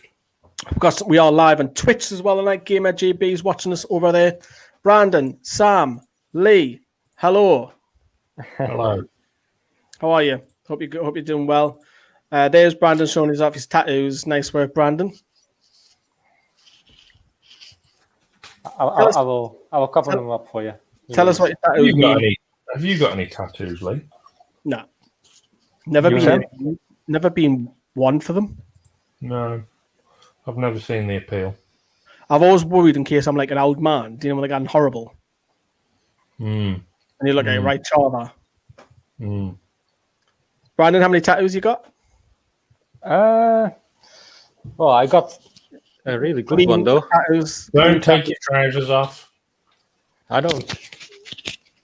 I've seen that one because I remember you getting that. I remember when you got that done. I was only last year, wasn't it? Say that again. That was last year. Yeah. Just before I joined, or maybe I just joined. Just NHTV. joined, yeah. Yeah, because I think you got bollocks because it was COVID and you were going out. And yeah, I just got my half sleeve. These are all my ex-girlfriends here. Don't tell the future ones that. See, all my ex-girlfriends. Fucking hell. So What did you tell future girlfriends? Goes, these are just my daughters. no, I'm just saying, like, if you don't behave, you can be next one in line. Fucking hell. Look at Seth. What game? Fucking hell. That's the most mad thing I've ever heard, Brandon. I know someone who had, it's actually one of my pals, who had his girlfriend's name tattooed on his stomach. So when he split up with her, he used to always just say on a night out that was his daughter. Well, I'm not even. Though now, can't you? Yeah, You guys probably think I'm joking, but I'm not. No, we don't think you were joking. It's Brandon. You're bonkers. Yeah. We learn what something new every Shouting day. out some names. Is this Aliza, Lisa. Jessica, Livia, Who? Livia, the Slovak Oh, girl. yeah. We We all know her. And Barbara and Megan. Bodvora, that's a Barbara, that's beer, isn't it? the Czech girl. Ah. Okay, good. Okay. Mr. Luke in the comments. Do you know this person, Yep. Brandon? Yes, I know her very well. Ciao, Mari. Is she next on Have you your booked arm? him for your next tattoo? she might be next one. No, I joke. Oh, we've turned it to Love Island here. Sam and Lee are scared for life. Yep. No more than normal. Sam, what crisp are you munching on? Oh, just some cheap Aldi salt and vinegar twirl things. Aldi, I thought you'd be like a Marks and Spencer kind of guy or a Waitrose. No, see, me and Johnny had a conversation about our earnings last night, and it quickly became apparent that I'm not. Why did you think we've got loads of money? I don't know. Maybe we give off the vibe that we have. There's an East Wing and there's a West Wing in the Muller household. There's not. We've worked our absolute. How old are we? Lee. 31. How long have we been together? 13 years. Me and Keller worked our How long absolute have we nuts been for together? everything we've got. Lee, So, how old are you again? I'm 35. Yes, this woman is older than you. She's actually Oh, 37. you're going for the old, you're going for MILF. Can't say too much, so. she got kids. Not wrong with that. Just one. Yeah, never be in charge of it because I wouldn't trust you. Say that again. I was just offering some advice to your new girlfriend. Just never leave you in charge of a child. He's got a younger sister. Yeah, I got a younger sister, so I can young though, isn't she? I can take my responsibility if needed. I just refuse a lot of times. And that's the worry. No, I'm sure you're fine. I can be nice sometimes. When I have my days.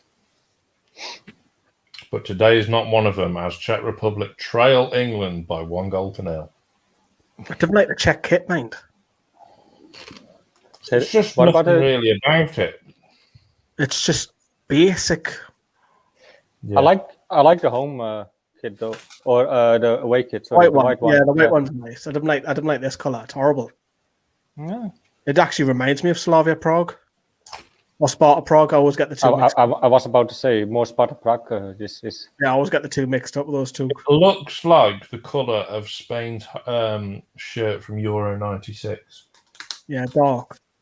When Hierro and Nadal missed their penalty. And Czech Republic, obviously, they've got to speak about their golden age. I mean, Nedved, Poborski, Smith, Barros. Petr Cech. Was he in that same side? Yeah, good just come through, hasn't he? What? Go on, Sid. No. Five down. Repka was a hard zone, so wasn't he? He didn't mess about. And you had Ufilushli at centre back, Fiorentina. Honestly, you had some proper talented. Ruzicki, let's not forget him. I know the last couple of seasons at Arsenal he wasn't great, but when he burst into that Czech Republic team, and obviously before he was it Dortmund? Yeah. Before he went to Arsenal, he looked absolute real talent. Did you mention Nedved as well already? Please? Yeah, he's still on me. Like he's a sporting director at Juve still. Is he? But he I think he's Nice also gigs. he has some stakes in a club. I think isn't it Juventus actually? I've just said that. Yeah, he's on the board or something. Or he's a sporting director or something. Yeah. Good move. Stalwart at Juventus, though, wasn't he?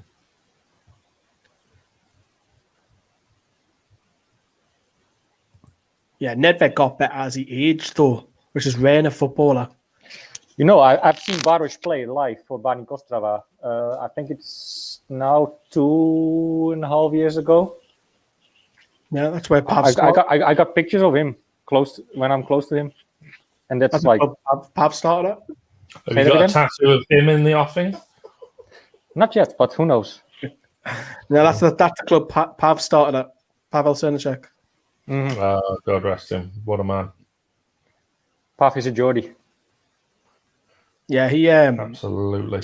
This is true stat. This when we were starting off on YouTube, he agreed to do a verbal interview and we wrote it down. Pav Srnicek. Yeah. That's sad though. Just replying via DMs. That's it. I would love to see the Czech and Slovak shame. teams connect together again. I just love to see them both together as a country actually again. Czech and Slovakia. I'm sure they had the goalkeeper Kuba. That was him, and he was first choice. Pav was second choice towards 2002, 4. Such a Sam, shame you know this about Pav, and then like you think of Czech Tiote as well, who would have been 35 a couple of days ago. Nah, that's my age. Rest is so Exactly, and he passed away how many years ago now, and just think he would have been 30, 35 this week is just horrendous. But yeah, certainly puts things into perspective. The same thing that happened to Ericsson. Exactly the same thing. Yeah, Ericsson, Mwamba, it just makes you Daily Blind, and he's still playing in the Euros. Yeah, he still plays. Like it's weird though. Ericsson is not allowed to play anymore. But we don't know that yet. I mean, because he might come back. But because Daley Blind. But with that thing, Daley Blind does the same thing. He's not allowed to play in England or Italy or any higher leagues anymore. But he can only play with this how you call it? Defibrillator. Yeah, that in the Dutch league and in the Belgium league. So that's why he plays there, and on international stages like this, or Champions League or Europa League. But if so, that means if Eriksen still wants to have a pro career, he has to move to the Belgium or Dutch league. I wouldn't mind. He played already for Ajax, so I can see him move back to Ajax probably. He's still only 29, coming up 30. Who, Eriksen? Oh, I don't know actually his age. No, 29 coming up 30. Yeah. Yeah. Mistakes are creeping in. Yeah, there's a lot of misplaced passes. There are, yeah. Floppy. Phillips just gave away a silly foul. This is where I'd like to see Bellingham come on instead of Phillips, and I'd like to see. Yeah, he's 29. As I've maintained all night, I'd like to see Sancho. You ripped it up in the Bundesliga. Double assists, double goals. Have Sancho already played a minute in the Euros? No? Nothing. Mental. Wasn't even on the bench against Croatia. I know. Kane's Kroos coming having in. to come so deep as well. Midfielder of Slavia Prague comes in. Yeah, David Luiz is coming on. That's Kroos. Just fucking spit double of David Luiz. Fucking hell. Or Colaccini. Yeah. Oh, Colaccini.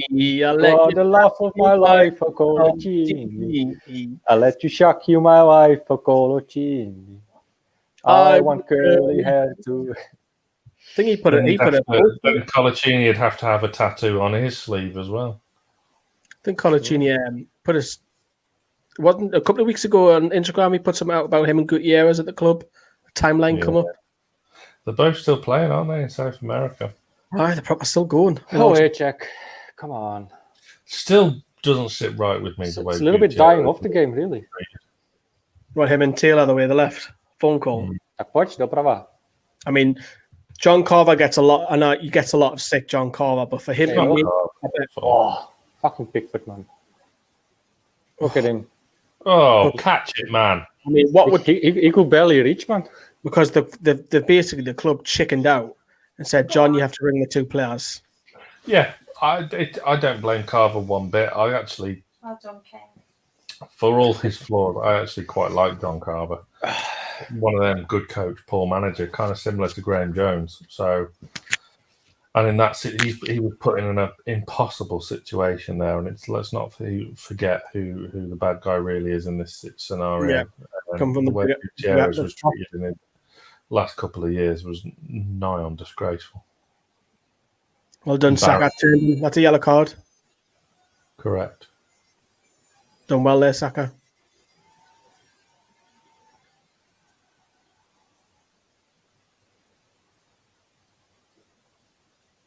Yeah. Been bright, hasn't he? Good player. I mean, I was sat next to you when we were at the Emirates, weren't we, Lee? When he absolutely tore Lazaro a new one. That was most like basic VIP seats I've ever been in. Surreal. It's a lovely ground, the Emirates, but it's a. But you could see from the video, it looked really basic. Wasn't it? That was VIP. No, it was like it wasn't VIP seats, but the seats were like wide. It was like cushiony, and I've never had so much leg room. And as a man of 6'4", I've never been so comfortable. Yeah, the TVs were just in front of it. We could see every replay. 6'4". What's that in centimeters? 195. Okay, I'm 191, so that makes me 6'3". Something like that. God, we'll stick used to up top and go long. It's not a competition, just because I've won. Yeah, it's a very odd atmosphere. It's very strange, the Emirates, because until they go 2-0 up, in which case it's raucous. It's bizarre. Even when I went to Spurs, it was quiet. They sing one song, Spurs. I've not done Spurs. Oh, they sing one song. Come on, you Spurs. That's all they do, over and over. I What think do you think of Tottenham? they could build the atmosphere, because it's just a brand new stadium. They've got to build the atmosphere. That's the problem, which is why I'm a traditionalist, and I would never ever want to leave St James's Park, because like no matter what level of football you're at, because my first game was Shrewsbury Town versus Mansfield Town. And That's a foul, ref, away. How? What the fuck, man? Get up, correct. Good decision, referee. Come on, Even man. then, That's a foul. the Lee, old, come on. I need to see the replay, the chic of it. I did do a tweet when Chick scored that goal, you cheeky chick. Yeah. But even like who's a sexy cheek. very good. Even like the old style. Like, Croatia 2-1 up. Croatia 2-1 up. That's a foul, man. Oh, what a finish that is. What a goal Outside that the is. foot. Oh, that's Modric. filth. Oh, what a goal. What was that? Pure dog? It's a good job it's 9:20, because that is post-watershed filth. Yeah. Scotland are going home. Goonie score one. But what did Scotland really expect, though? Fun fact, my honest. car got broken into in Scotland. I in Edinburgh. I think you told me this. Yeah, my friend's bag of I clothes. remember got I said yeah, I'm going to Shout out Edinburgh. Dono. Dono's bag got nicked. I think you tell because I said I'm going to September with Steph. He goes, oh, it's a great city, but I got my thing nicked. Yeah. I mean, I had to have my back window replaced because it was smashed in. But Dono's bag got nicked. It was full of designer clothes. But don't leave bags in full view. And if we take anything away from tonight, take that away. And don't tattoo ex-girlfriends. That probably will give me nightmares for the next week. Andy said, "How fellas, how's it going?" Yeah, we're doing well. Brandon, not so much. He's supporting Czech Republic tonight, Andy. I still have faith, though. Scotland need to sub Mel Gibson on. Is that the singer, though, Mel Gibson? Yeah, I'll crush you like a wham. Or that's the actor, right? Mel Gibson? Yeah, Mel Gibson, yeah. No Braveheart. Great film. Brilliant film, that. Not fully on true event, but it's a great film. I've seen it a couple of times. In the end, spoiler alert, he gets beheaded. Unbelievable strike by... Spoiler alert. Nah, so don't watch Braveheart tonight, because Brandon has told you. Because nobody watched it before. Rashford and Bellingham are coming on. Graham Jones is dishing out the orders. Graham Jones is 3 Lions. Fun fact, Graham Jones, who was giving them substitutes the instructions, is Newcastle's assistant manager. Graham Jones is overrated. How do you know? He's trying to wind you up. That's it. No, Martin loves him. And for this is a foul. Come on, man. Wait. If that is a foul, the foul cheek was also a foul. Come on. Foul. Come on, we'll make it. The Graham Jones point, I think we should address. Good coaches don't always make good managers. Say that one more time. Look at McLaren. Good coaches don't always make good managers. So coaches are good to have an influence, but you look through down the years. Leon O'Brien kid, Sir Alex's assistant at Man United, and assistant he's still at Man City, isn't he? Yes, he is. Yeah. Managed Blackburn, shite. John Carver. If Bobby Robson's sticking around with you, full, and look what he did. And he was managed. Did he manage Leeds and Toronto as well? Terrible. Sterling's going on. Sammy Lee, fantastic assistant, terrible manager. Van Bronckhorst. Yeah. Sterling's off for Rashford, so Rashford will slot in on the wing. And then I'm expecting Calvin Phillips to be the other substitution for Bellingham. As these subs are taking place, there's the current live league table. For you, everyone. England top, Czech Republic second, Croatia third. Grealish. He's been quiet. Wow. We played him out. Wow. But I think Croatia needs, although the goal difference, if Croatia score again, I think Czech Republic have scored Or more. they need another England goal, don't they? Yes, true. As the free Get kicks up, man. whipped in. Get up. Get up, Ah, Maguire. You Get up, fucking man. Even I'm saying that as Englishman. Get up. Maguire is ridiculously appealing for it, which for a big, lumbering, hard centre half. I don't know. What is this? Please tell us more, Sam. Well, the thing is, as you will say, oh dear, look at him, look at him. Is the game that boring? Is the game that boring, Lee? Nah, it's all these new No, gadgets. so we could see the whole sleeve and we could count how many names there were on there. Go ahead. I don't want to because it scares me. You can. Hey, I do pretty decent, man. It's like what, 5 in total? Yeah. I just have 5 X's. That's it. That's respectable. Yeah, it's a little feature. Have you not tried that one on StreamYard yet, Sam? Yeah, I'm aware of it, but don't have to be a dick about it, do I? I quite like how you can't do. Oh, I need a screen share facility because there's another way you can do it on screen share, different way.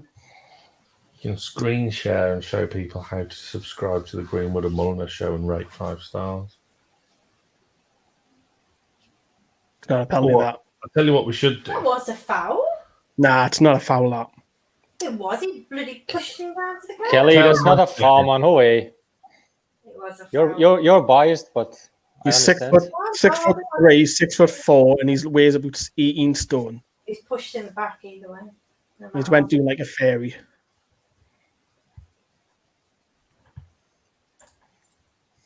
But as I say, the longer this So- 1-0, Exactly. We're always susceptible.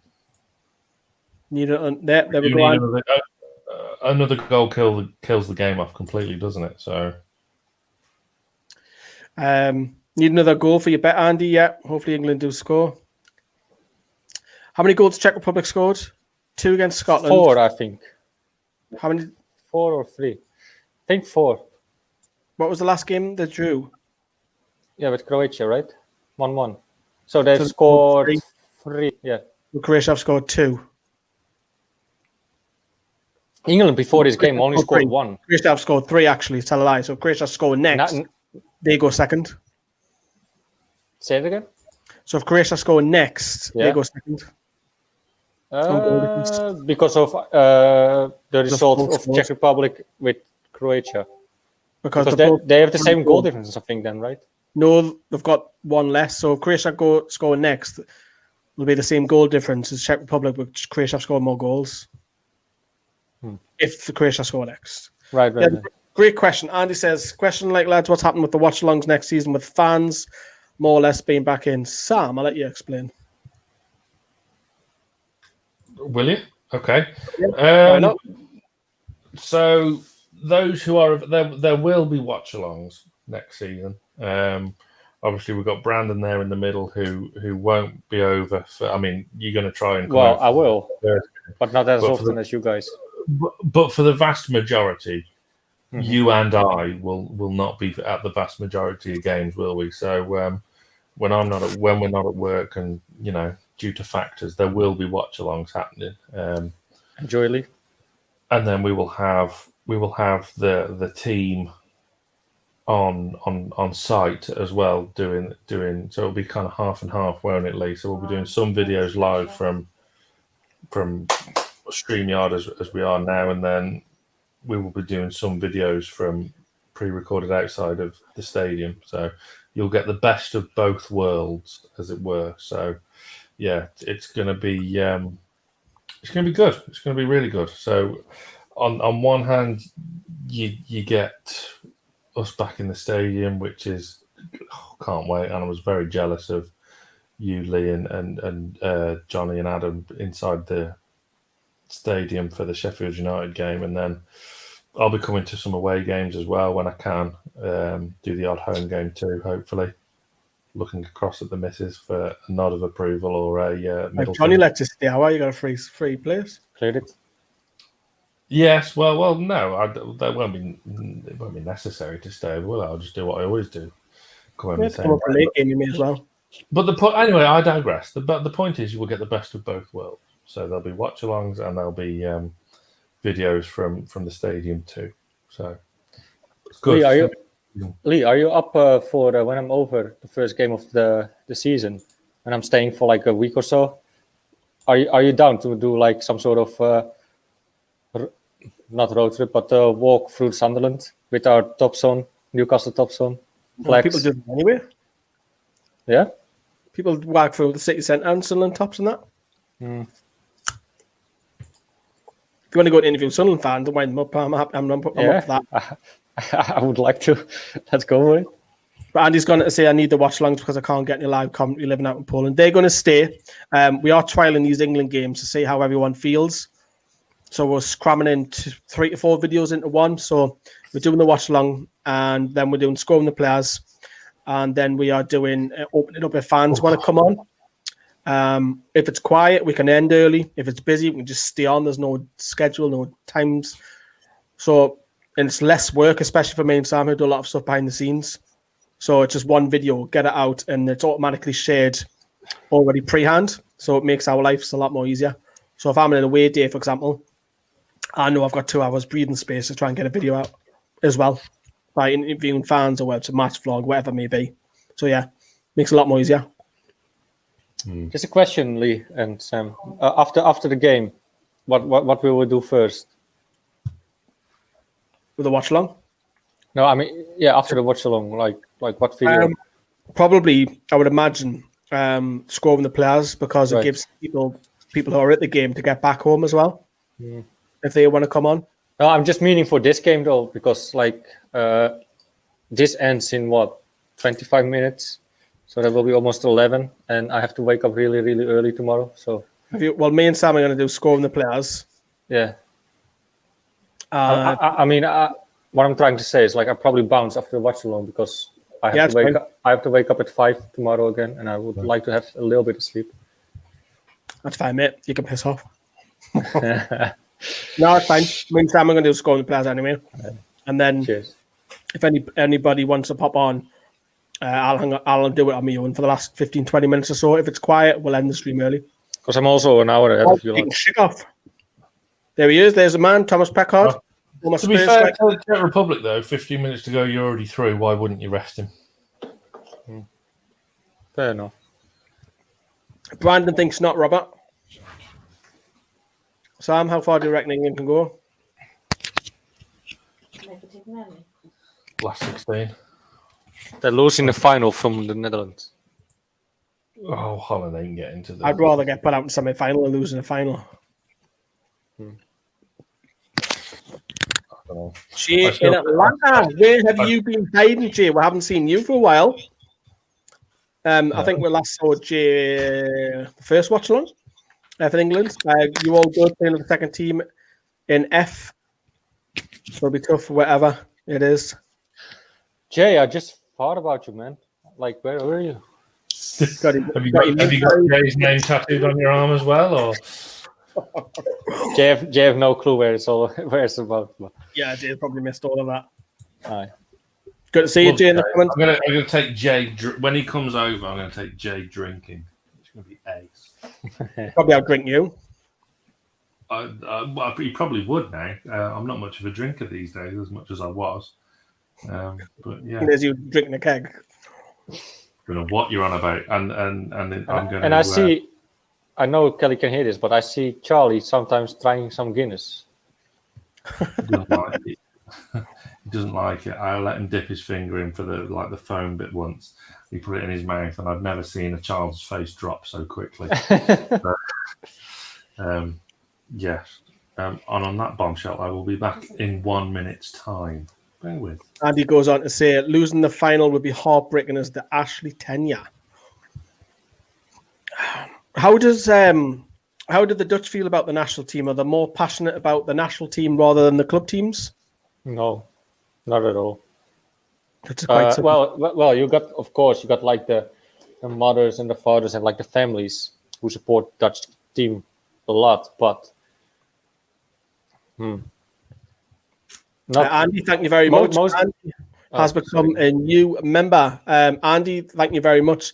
You will get perks literally straight away, such as exclusive videos.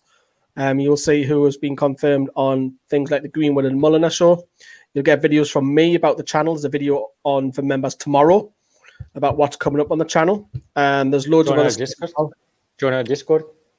We've got a Discord. I'll put it in the community tab as well for everyone tomorrow as a reminder to join. We've got a little community where you can talk to us directly. Don't need to give your mobile or number out or nothing like that. And you can private message, you can message other members. 3-1 Scotland, Croatia. Brandon's due to do a members video, aren't you, Brandon? I will in the end. But hint? Why? Which hint? Hint. Croatia 3-1 up. Oh. Let's turn things around. Tyrone Mings is going to come on. But yes, Andy, we do appreciate it joining us. Thank you very much. But Croatia have gone 3-1 up. Oh, that's shite. Tyrone Mings is on. I don't get this sub for John Stones. A bit of a strange one. No. Sam, tell us about members. I've just told Andy what it's about. He's just joined. Fantastic. Welcome, Andy. You now get exclusive videos that only members can see. You get exclusive channel news, including what guests we've got coming up on the Greenwood and Mulliner show. You've just unlocked a world of NFTV. So welcome, and Brandon will get you into the Discord group as well, so you can talk to us at any time. But yeah, I'll put a link tomorrow in the community tab, just a reminder for everybody as well. Still no Sancho. No, but Tyrone Mings get to run out again. I don't see the point in that unless Stones has got a niggle.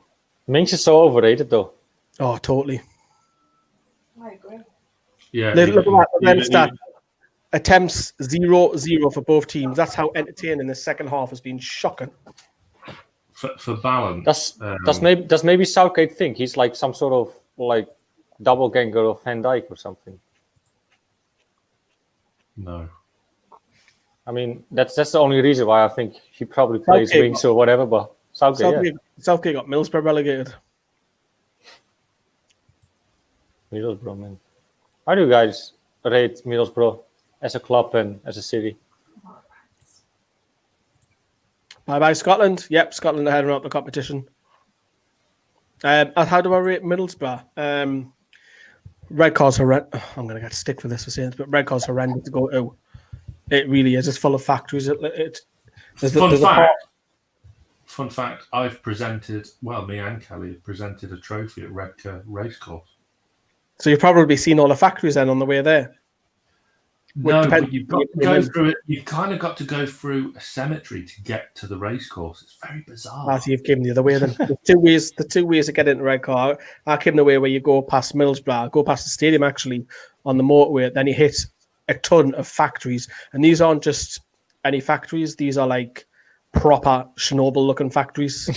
Like being there for hundreds of years, you're worried in case an explosion goes off. Honestly, I'm not lying to you. We went down there and done some football for Borough Fan TV. Christ almighty. But that was Redcar on the way at Redcar. That's not really... Is it Middlesbrough? It's a bit like, is Gateshead Newcastle? That's kind of that thing, but... It's not. It's not that close to Middlesbrough, like Gateshead is to Newcastle.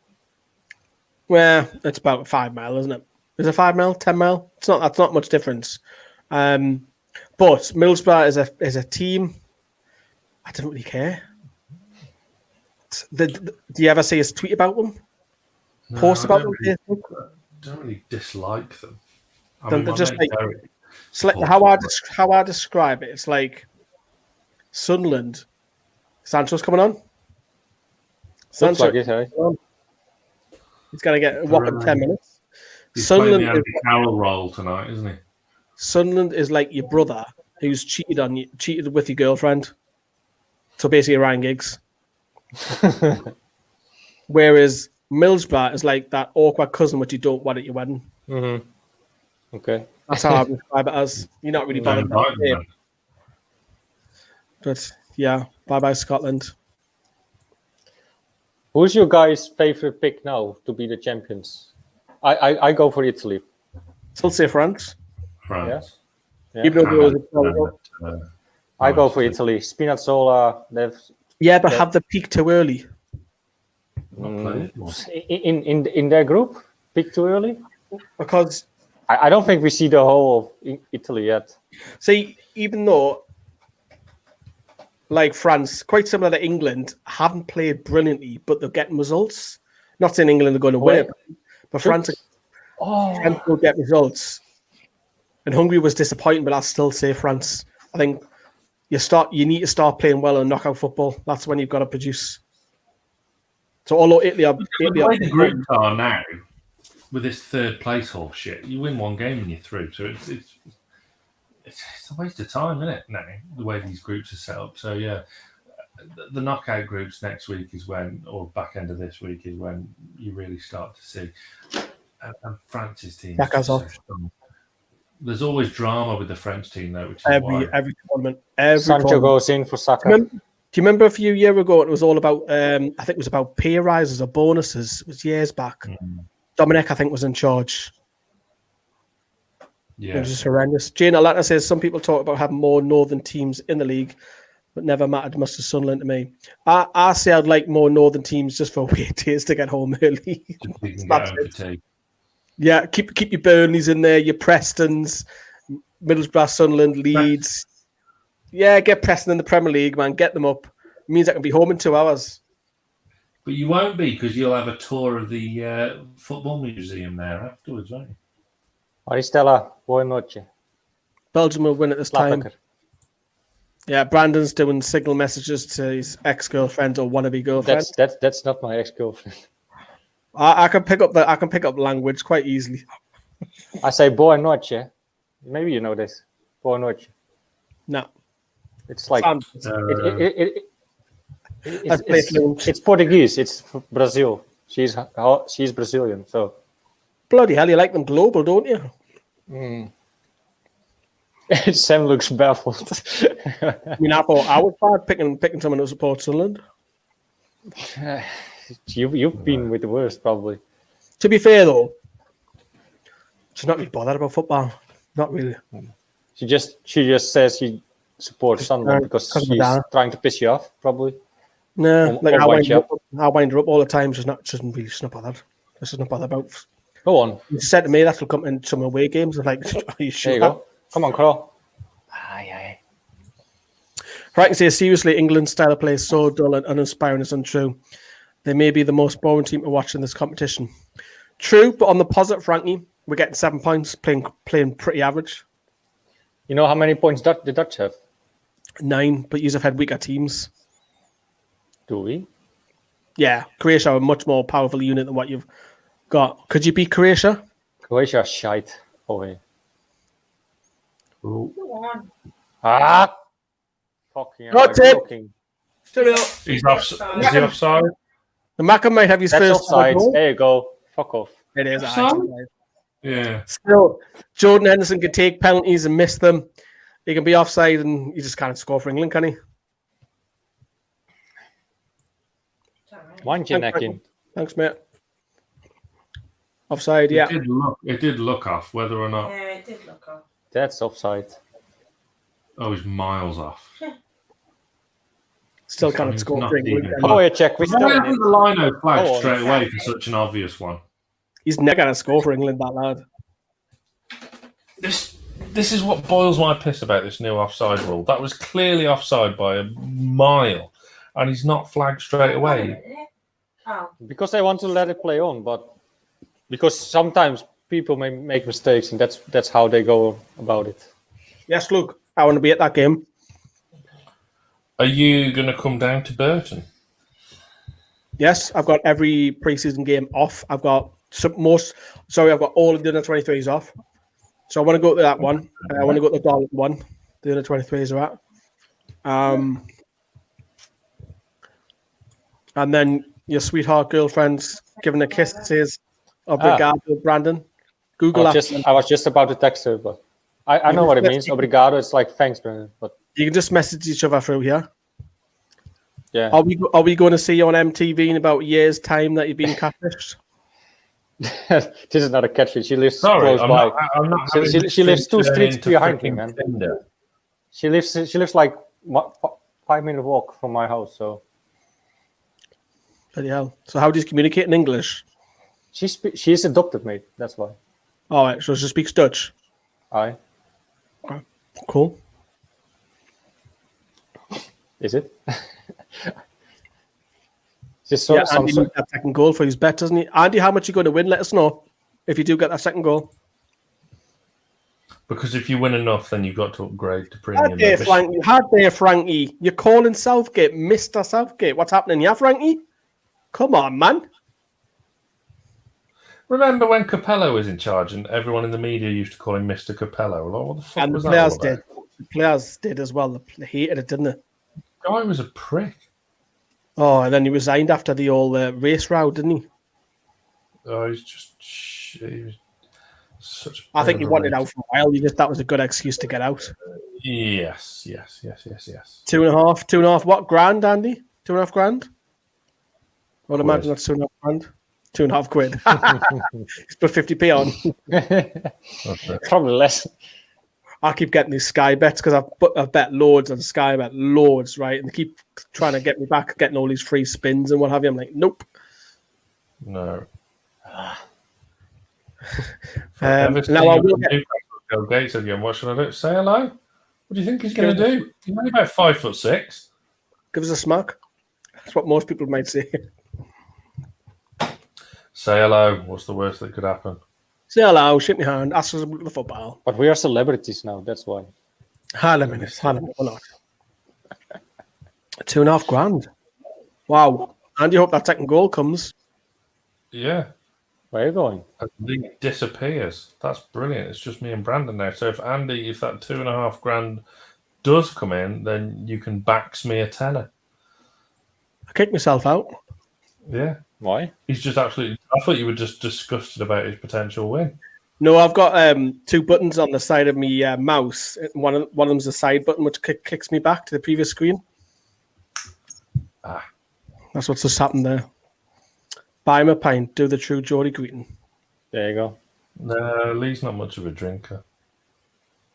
You Not did if with I'm- Josh, didn't you? At Paddy Powell's.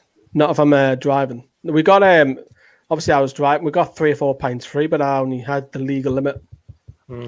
What's the legal limit in England? Actually, I never paid attention for. Basically a pint and a half, isn't it? If that. For, It's for like 2 what, years. 1 hour or Eh? for the whole night? So if I think it's a pint and a half. So if you stopped on the roads, you'll get done. Well, I was because obviously I was parked in the quayside. Now I had a wall next to me and had a van behind me, so reversing with a signal was tough to get out. I thought it was going to smash the van. You've got a steering wheel and mirrors. What more do you need? So I'm surprised a posh car like yours doesn't have sensors. no, it doesn't have any parking sensors. I probably wouldn't use them either. I'm so used to doing parallel parking without any. VAR? What's going on here then? Output though, so it doesn't mean anything. Don't know what it is. I did must have, for the first time ever in a watch along, you must have the same cameras because UEFA showed the whole thing. Mad that. Go on, Crow. Away. 35 is the legal limit Should in it? the UK. What's that unit? Can't be units, surely. Ooh, that in, Brandon. David Luiz. I know you want some sort of reaction, Sam, but I'm not giving you. No. Welcome if you're just tuning in to live coverage of the Euros. Please smash the video. We're live up to 4 hours, probably 3 hours to be honest. But please smash the like if you can. Keep your comments coming as well. Members And also, subscribe and rate 5 stars. The Greenwood and Mullins Show on Newcastle Fans TV. You'll see the tick at the bottom as well. Coming, there you go. The tick is going across the bottom right now. Just in time for it. We're on the road to 50 episodes. We're going to try and get a big guest for episode 50, but that is a fantastic guest list that we're very, very proud Finally of. gonna have me on. We've had Because you're saying you're gonna have a big guest, so We've had I the just end. assumed. You missed out on that one. say that again. Dan Barlaser, who I was next to his house today. Yeah, I've seen that. And then I seen in England rugby international Mark Wilson jog past us. So I've been with Barlaser, Relatief wel. been slebby spotting the day. Rotherham in pre-season, haven't we? Mm. So It's so mad when he grew up literally next to us. Literally. lovely lad as well. The podcast for that, the audio podcast for Barlaser was out today. So Sam, download. check the WhatsApp group in of what Adam said in the group chat. Not big draws on. Forgot about him. When did Sam rock up? That's very funny. I haven't seen it. I can't say because I used my mobile as the webcam. That's very funny. Love that. How are you doing watch-alongs for all the Euro games? As many as we can, Andy, for England, depending on availability, and Full time. That's full time. and also for any big games, probably knockouts. Try and get Brandon to do a few. I'll jump on any if I'm free, but we also might do one or two for the middle of the night with Copa America. I mean, Steve. We're not going to be doing Bolivia versus Venezuela. It's going to be like Argentina versus one of the big guns, like a Colombia or a Brazil. But yeah, we'll be doing a lot more content, so don't worry. England have won 1-0. That was pretty boring though, wasn't it, Sam? Awful second half. Half, yeah. First half, not. Typical England game, wasn't it? In the end, started off bright with some real vim about us. Grealish causing problems, buying fouls, and got the assist for Sterling's goal. It was 2 in 3 games now for Sterling. But second half, sat back, and Brandon's 3-0 prediction for the Czech Republic looked pretty abysmal. Got Rita, won't it?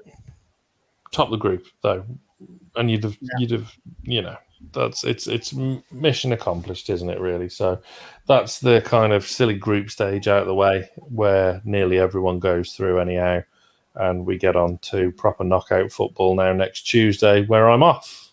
I'm not at work. Are you happy about that? Just remember something: when Southgate says he takes players in form and not favourites, if he takes players in forms, I'm still wondering why he hasn't took Lingard and Willock. Yeah, we said this at the end of the season. Like, I was disappointed that, all right, if you don't take him for the final squad, fine, but to not have Willock in the conversation, I think was pretty poor. But we are biased, aren't we? I have to say though, I've seen the news of that. Paddy Woodman changing for Joe Willock. I'm quite for that though, because we already have 2 good goalies. Still, probably one of them will still leave, Dubravka or Darlow. But we still have one of good goalie. And how important was Joe Willock? So I'm pretty against this move. Not against this move. I'm for this move. Yeah. Brent and Linda, must be a couple all the way from Canada. Thank you very much for tuning in all the way from across the Atlantic. Crap second half, but we take the points. Exactly. We haven't played well. We haven't played fantastically well. We've got 7 points. And we haven't conceded at all in this tournament, which is pretty impressive, which a lot of people are forgetting. We haven't conceded for something like 6-7 games, including the friendlies. Good mornings to you as well, Stephen. Jesse got a lot of quality.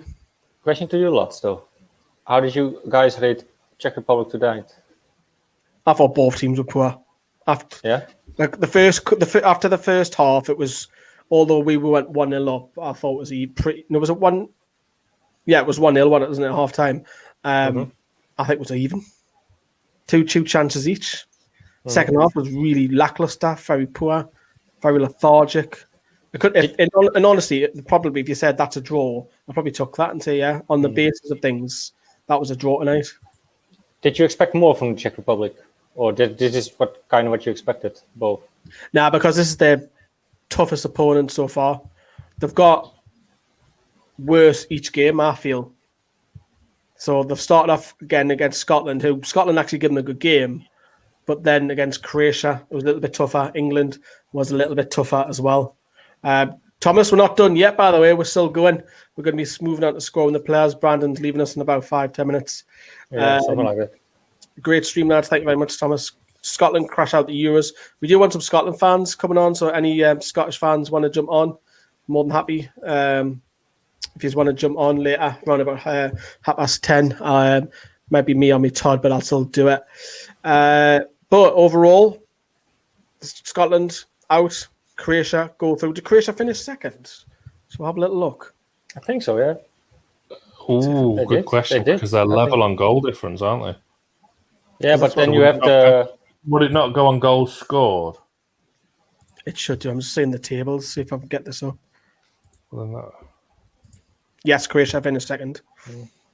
Huh. So Czech, But Czech is with the best of the threes, right? Yeah. the Czech Republic got through. Let me just screen share because I know people want to see this. So who will Czech Republic face then? Because I wouldn't That's be a overly tough one. confident if I was you, Brandon, Could going be. into the last. Could be France or even Dutch. See you later. maybe the Dutch, I think. So who do you support then if Netherlands face Czech Republic? Czech Republic. Really? Yeah, Like your home nation? 100%. Wow. No.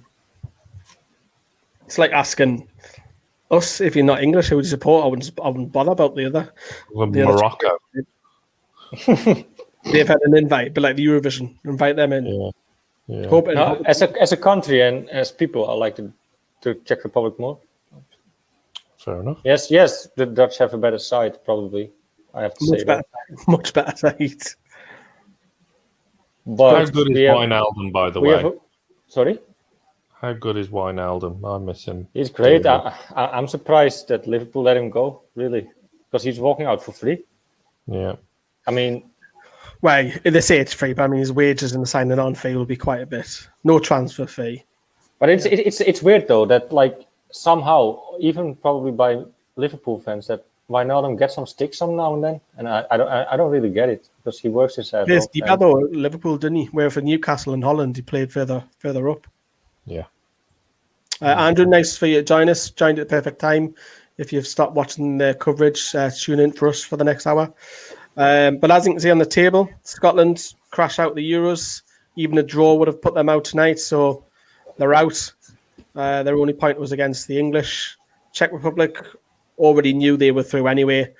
They've won, drew, lost, but they were pretty happy anyways. It was pretty lackluster second half. There was no real impetus for me for either side. Croatia, fantastic from considering when they got beat off England to finish second in the group. That's a great achievement, I think, after the first game to come back and finish A little second. bit the same like Denmark yesterday. Denmark was a great game against Russia. I've been watching that. Fantastic for Denmark. Fantastic. Great. Yeah, they were literally conned. It had to be that way, probably. But it's mad because they go through just on 3 points, Yeah. Well, which is it's rare it happens. But doesn't matter. They made it. Just And to be fair, the Finland-Denmark game shouldn't have been played out, in my opinion. No, I agree. yeah, it is not. And if you play it another day, they probably, because let's face it, Denmark were the better team that time. Well, you wait for ask them if it's not today. You've got to do it by what was it, dinner time, 12 p.m. tomorrow, the next day. Still, so Madness. you could literally play another day later and just have. I understand though, because you play through a strict schedule, but Forget about TV rights. Human life's more important. Yeah. Italy versus Holland final, I think. Andrew's supporting the Dutch there. What time? imagine how good the Dutch could have been when Ronald Koeman would be still in charge. They would be swinging, in my opinion. I think they would play more positive football and 4-3-3 like we always play. And now Frank de Boer comes with like 3-5-2, how he calls it. It's more like a 5-3-2 actually, but because Denzel Dumfries and Van Arnold are both defenders, so that's why you play a 5-3-2 and not a 3-5-2.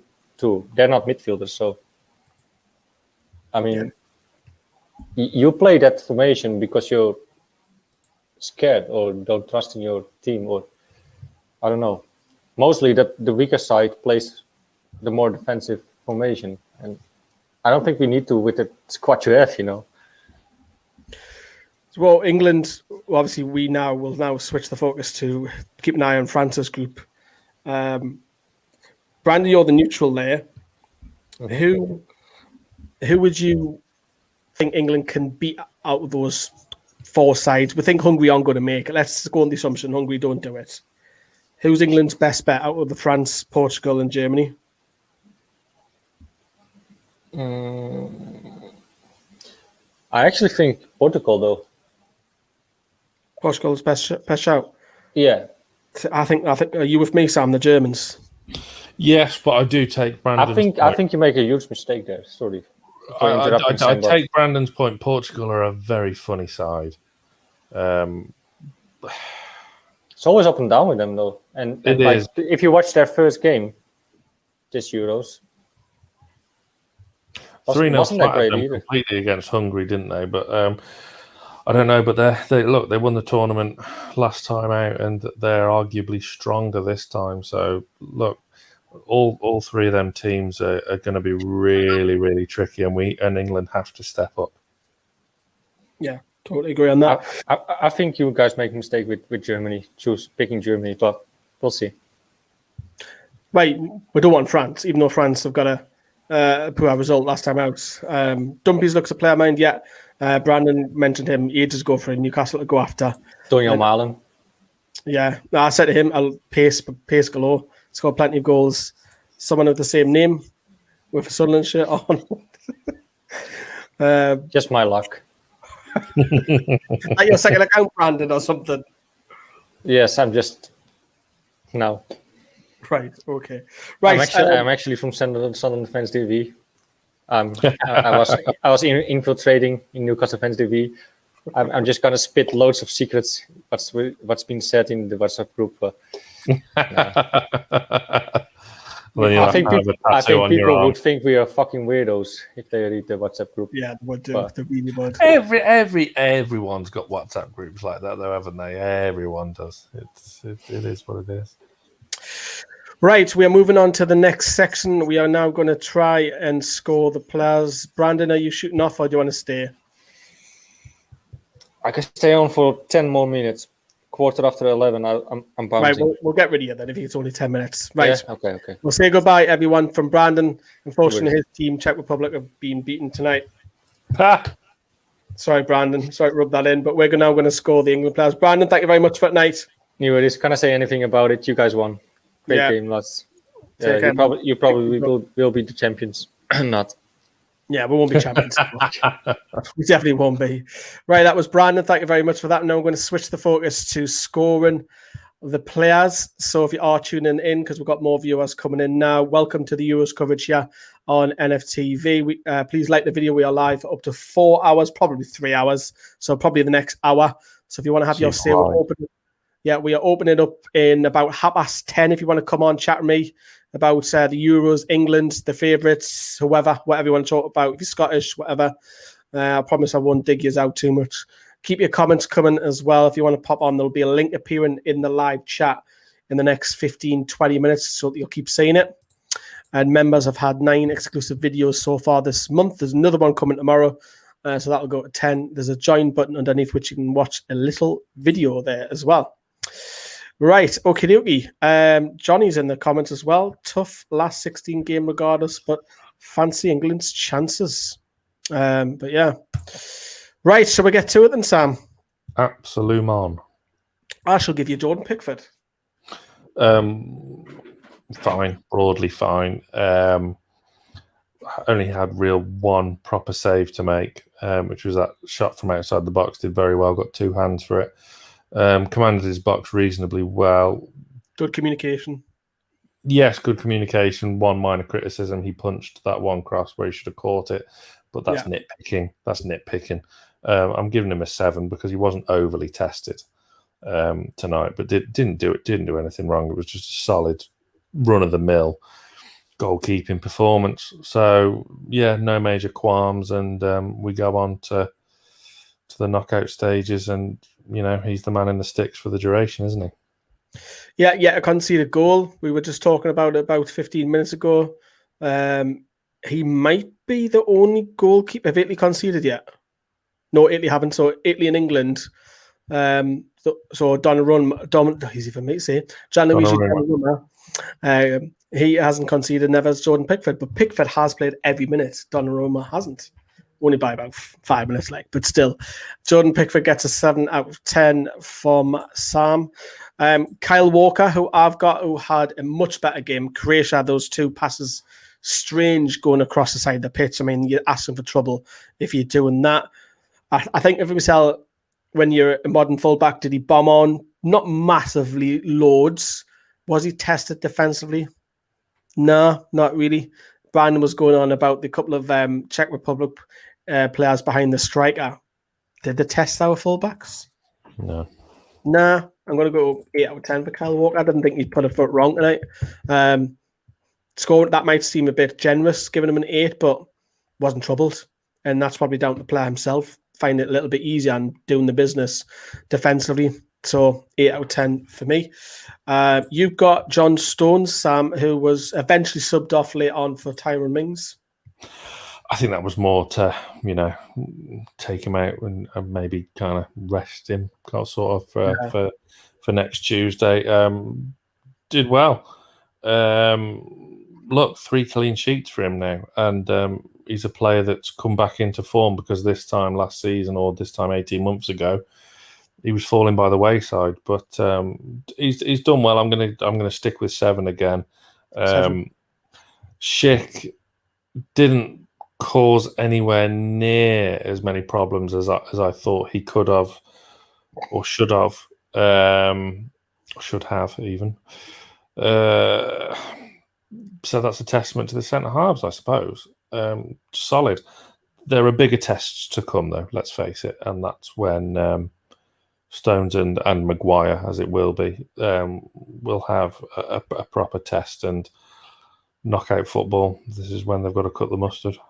Any worries about him defensively in case he does a mistake or he's got it in him in the later on? Yeah. Look, we're not blessed with brilliant centre halves like we were talking about on the watch-along. We haven't got Tony Adams, John Terry, Rio Ferdinand, Sol Campbell, Ledley King, Gareth Southgate, even Ugo Egiog, God rest him, and Woodgate as well. So look, the strength in depth isn't there. So would Stones have got into an England team 15, 20 years ago? Who knows? Possibly not. But look, he's done all right. He's a good, solid player for now. Harry Maguire come in straight from the off. I thought he might be subbed in, but he started, played the full game, and I think he'll start now for the rest of the tournament, however long England stay in the tournament.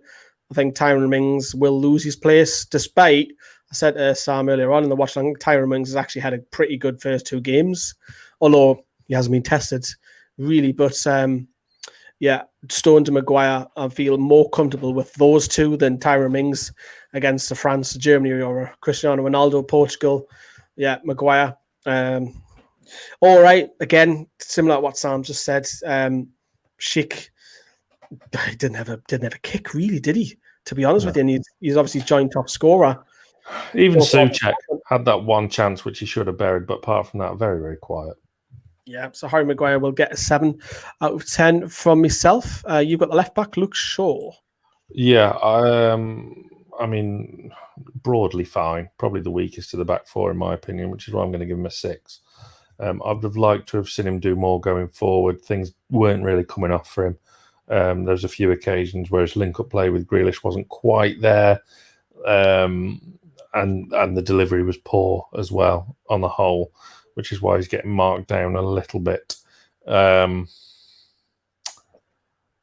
probably does offer you more going forward, in my opinion, but whether you want to risk that now going into the knockout stages. Well, I think Shaw will play next game unless Trippier comes over. Well, this is the thing. I think you might see Trippier again at left back. I think that'll be a distinct possibility. But yeah, I mean, it's broadly fine. Defensively, it was okay. Czech Republic did favour that side when they did attack, but like I said, what apart from that one chance Souček had, which was an appalling shot, they never looked like scoring at all tonight.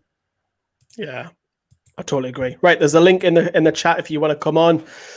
Whether it doesn't matter which nation you're from, have your say on England, the Euros, top scorers, whatever you want to discuss. We'll start allowing that in at half-past. Even if you're a member of NFTV, like is on the chat, you can come in as well. Please like the button, says Johnny. Johnny. Andrew, if you want to have your say on the whole Euros as well, you'll just be speaking to me directly from about 10:30. So keep an eye on that. There's a link in the chat there. Right, moving on. I have Declan Rice, who has played every minute, and I thought No, he hasn't. Went off. Oh, he did. Sorry, yeah, every game. Sorry, but I thought Jordan Henderson would have started for either him or Phillips, but he was all right. He's fine again. I'm going to score these. I think everybody's getting a similar kind of mark, 7s, 7, 8s, 6s. Yeah, 7's fair. Broke up the play nicely. Didn't really break forward as much. Very poor second half. Roy Keane has mentioned this several times with our defensive midfielders that Calvin Phillips breaks forward with the ball, whereas Henderson and Rice don't. They'll sit and then pass, whereas Phillips will bring it forward. So, but is that the answer going forward?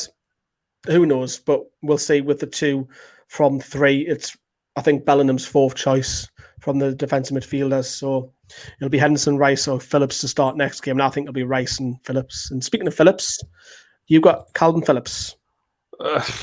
I'll give him a 6. Did okay, not as good as Rice. I'm still like when you're playing a team like tonight and again at Scotland, I'm not convinced you need them both in there. But that's more down to Southgate than the individual, I suppose, and the tactics England play.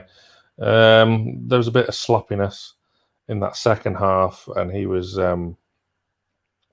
culprit a couple of times with some slack passing and some silly challenges. But look, broke the play up well, as did Declan Rice. I just think Rice was the stronger out of the 2 tonight. Calvin Phillips was magnificent against Croatia, but hasn't really backed that up since. So I wouldn't have played him tonight personally. I would have liked to have seen Bellingham in there. But you know, Southgate has the way he plays, and he's not going to change that anyway now, is he? So as you rightly say, Lee, we'll probably see him in the next round. I've got Jack Grealish, and I'm a little bit undecided on this one. You might have to help us out on this one because you started off really, really well. We wanted the same all tournament. Got his start. Probably should start next game because Mount's not going to be back because of the stupid COVID thing. Got the assist. Brilliant. Clips it in. And for that, you'll score well for that. Fouled a lot of the time, which he gets fouled anyway in the Premier League because he dribbles at close quarters and likes to go around players. Started off well, but I think he faded quite a bit, and that's probably why you're seeing him substituted. 7 or 8. What do I go with? Yeah, I'm going to go in the middle. Yeah, why not? I'm torn between 7 and 8, so let's go in the middle. A 7.5 for Jack Grealish. And looking at England's next game, Sam, with Grealish, do you put him more out wide, or do you put him in the 10? It's tricky because I suppose it depends on if Mason Mount does feature or not. You say he's not going to, so he could be more centrally. I'd still like to see Sancho out wide. Yeah, it's a tricky one. I agree with you rating of Grealish. I'm still not convinced he's the saviour that everyone makes him out to be. Look, won us a few free kicks, but gave away some silly ones as well. Look, he's undoubtedly got talent, but Terry harnesses it and gets some real consistency about his game. But he's got the assist, and it was a lovely dinked-in cross to the back post for Sterling. So he's in essence won us the game. So let's not get too carried away and be a bit harsh. Speaking of Sterling, you've got Raheem. Got the goal. Lovely little run into the far post and got the goal. 2 goals in 3 games for a player that came into the tournament really out of form for a player of his standard. He was bright actually going forward. He was a hell of a lot better than he was against Scotland because I think he was pretty anonymous then. I'd probably go 8. I think he was probably our biggest attacking threat, actually, throughout the entire game. Still more. There's still more to come. I mean, we're scoring like Grealish. There is still more to come. There is still more to come, and there needs to be. The tempo's too slow. It is, but that's probably down to Kane coming so deep to get the ball don't help. But it's a catch-22 with him, because if he doesn't come that deep, he doesn't get in the game at all. So it's something's not quite clicking. But on the whole, he did okay. He made some bursting runs forward, and he could have, had he got a shot away in the second half, he could have maybe added to his tally. But there's positives for Sterling. There is positives. So 8 out of 10 for Rhymes. You've got Harry Kane coming up in a minute, actually, to let you talk more about that. Saka, who was sensational first half, again, kind of faded off in the second half. He's my personal man of the match, but I am still going to score him an 8. Very bright. Surprised, by the way. Given Southgate, definitely something to think about. Will he start against one of the big boys? Probably not. I don't think so, but maybe he's your first option off the bench if you need to change a game, because he performed well last time out. Very bright, going past players. Very dynamic as well. But yeah, good on him, Saka. 8 out of 10. Very surprised to see him in the start lineup as well. And you mentioned just Harry Kane there. You mentioned talking deep. Do you think with Harry Kane that, yes, he's brilliant at coming deep, but it's a problem further up the field where he should be like a Van Nistelrooy, just hanging around the 6-yard box, wanting that cross to come in, rather than having to come back and pick the ball up, spray it out wide, run into the box? Should he just be lurking around that box? Kind of similar to what Lewandowski does. To a point, yes. I think there is more to Kane's game than that, but you're not playing for Tottenham now. You've not got your partnership with Son, which is lovely and fantastic. But this is different now. You're playing for England. So you are the central striker, as he is for Spurs, but it's a completely different dynamic. It must be so frustrating, because I find it amazing that we've gone through that group and he's not even looked like scoring. He's had one shot today which forced a half decent save from the keeper, but it wasn't typical Kane. Sniff at goal and buries it. Is he fit? I don't see why he isn't. Because he doesn't look it. Well, he doesn't look it because he's not getting in the game. Mm-hmm. That's why I don't think fitness is his issue. Is this becoming a problem for England now? Yes and no. Strikers go through dry spells all the time. Even Alan Shearer. Look at Shearer's England form before Euro '96. These things happen. The Shearer thing wasn't in the tournament though, because we didn't qualify. I know. But my point is, we've got through the group unscathed. All he has to do is score a couple of goals in the knockout stages, and he's an absolute hero again. So this is tournament football. It's an absolute minefield. He shouldn't have to be coming so deep, but because there's no box-to-box midfielder, and because there's two real defensive midfielders in there that aren't willing to bust a gut to get forward, there's no box-to-box in there. Like, I know, look, we're Newcastle fans TV, so unashamedly biased, but if you had someone in there like Willock and how he played, I'm not saying Willock, but someone like how Willock played, a real box-to-box, arriving in the box late to get in there and score a goal and make things happen, then that would probably help a striker out, as it did Wilson towards the end of the season. Look at Leicester away. But I digress. It is a bit of an issue, because a striker of that quality not getting a sniff at goal in 3 games, more or less, is worrying. Yeah. But I think that's down to the players' lethargic build-up. There was patches where it was nice and quicker today in the first half especially, but it's still pretty lethargic in the main, considering the talent on that pitch. What are you scoring him?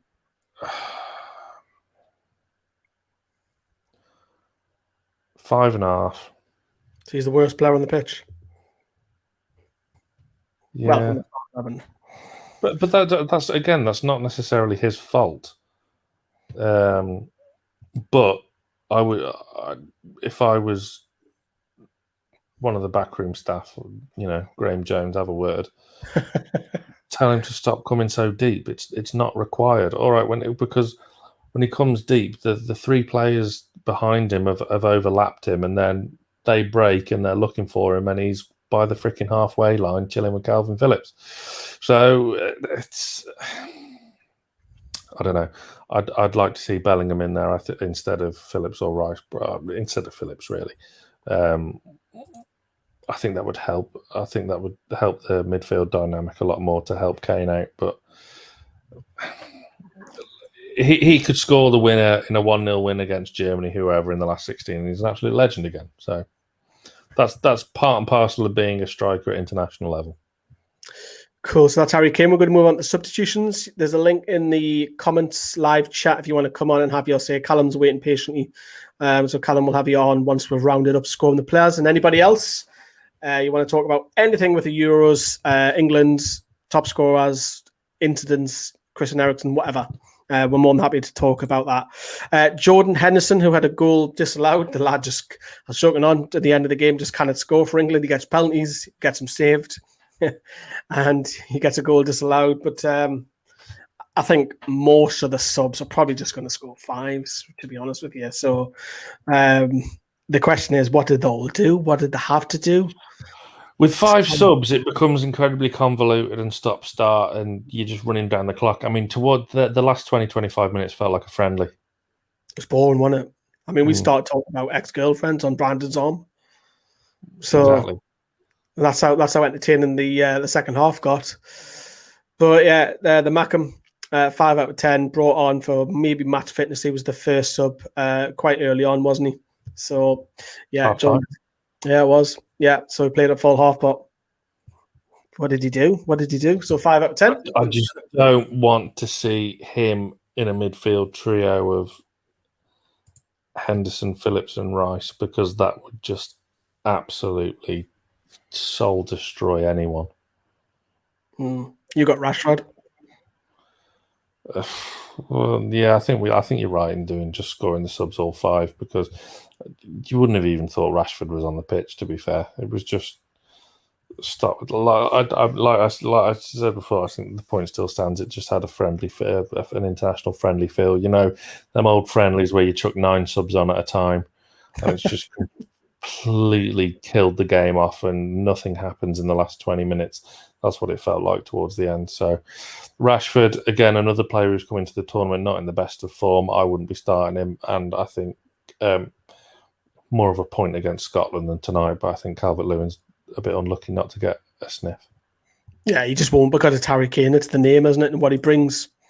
Yeah, no surprise. Yeah, Bellingham, who Sam was shouting on for 5 out of 10 again, didn't have much to do. Wasn't enough time to impact the game. Both teams were already through. The game was dying out. It was sluggish. It was slow. So yeah, Jude Bellingham. But you wanted him to start, didn't you? Fantastic talent. Look, he's had a fantastic season at Dortmund, as is, and he'll have that connection with Sancho. So, and credit to him, young lad going into what is he still 17? Yeah, going over to play in a foreign country. I mean, it's very rare. It's getting more common now, but it's still very rare an English player going to play abroad. And to do that at 17 is really commendable. He's got a huge future. Huge future. Yeah, Mark's made a great point there. Our wingers couldn't sign our fullbacks. The delivery. That's what we were saying earlier on. The tempo is too slow. England have got to go up not just one gear, 2 or 3 gears if they want to fast pace. I mean, you look at the Italians; they're very fast paced. Even their reserve side matched. It isn't like the Italians normally, is it? No, you think that you would watch that game if you put blue on England. That's Italy. That's how Italy play. That's how we've known from U96 all the way to current. Even though they've had great players like your Tottis, your Del Pieros, and world-class strikers, they're always slow and sluggish. Yeah, need to let the handbrake off. If everyone's fit, Bellingham, mountain midfield, Kane, Grealish, Foden up there, top for me. And Sancho needs to start. Totally agree on that. We've been championing that. He's coming up in a second. But yeah, you've got Tyrone Mings, your favourite man. Didn't do anything, did he? So yeah, continued the trend. So, yeah, well, it was that or non-applicable, isn't it? So look, didn't let a goal in. Well done, Tyrone. So yeah, great. Hasn't been tested. Don't want him anywhere near the starting 11 for the knockout stages. So there you go. Sancho is the last player before we start bringing in a couple of people through.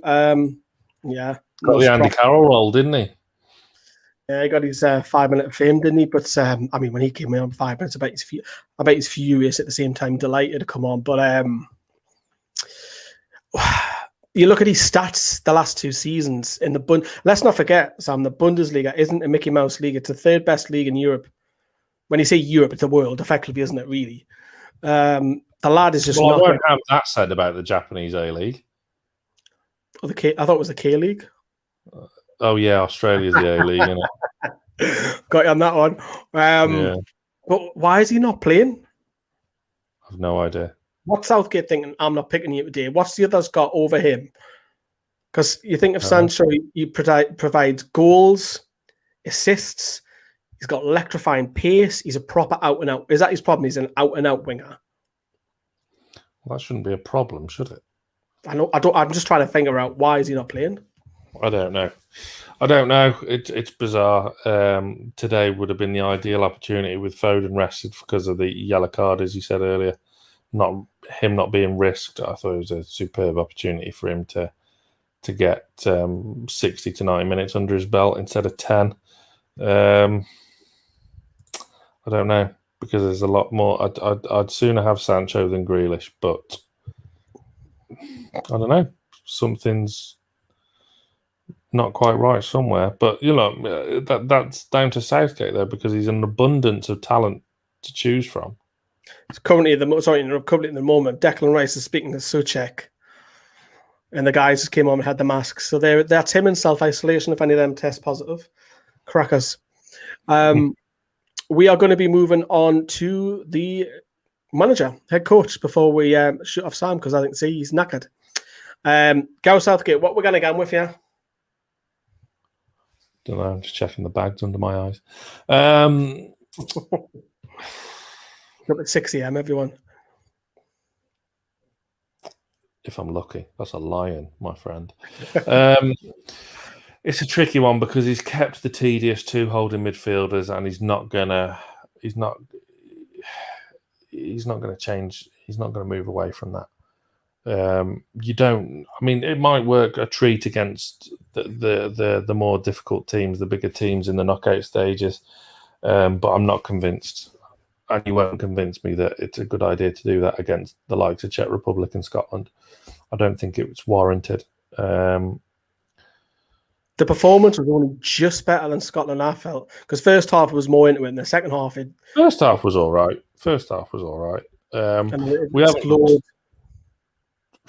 We haven't looked entirely convincing, but I think that's a negative, but also a good thing.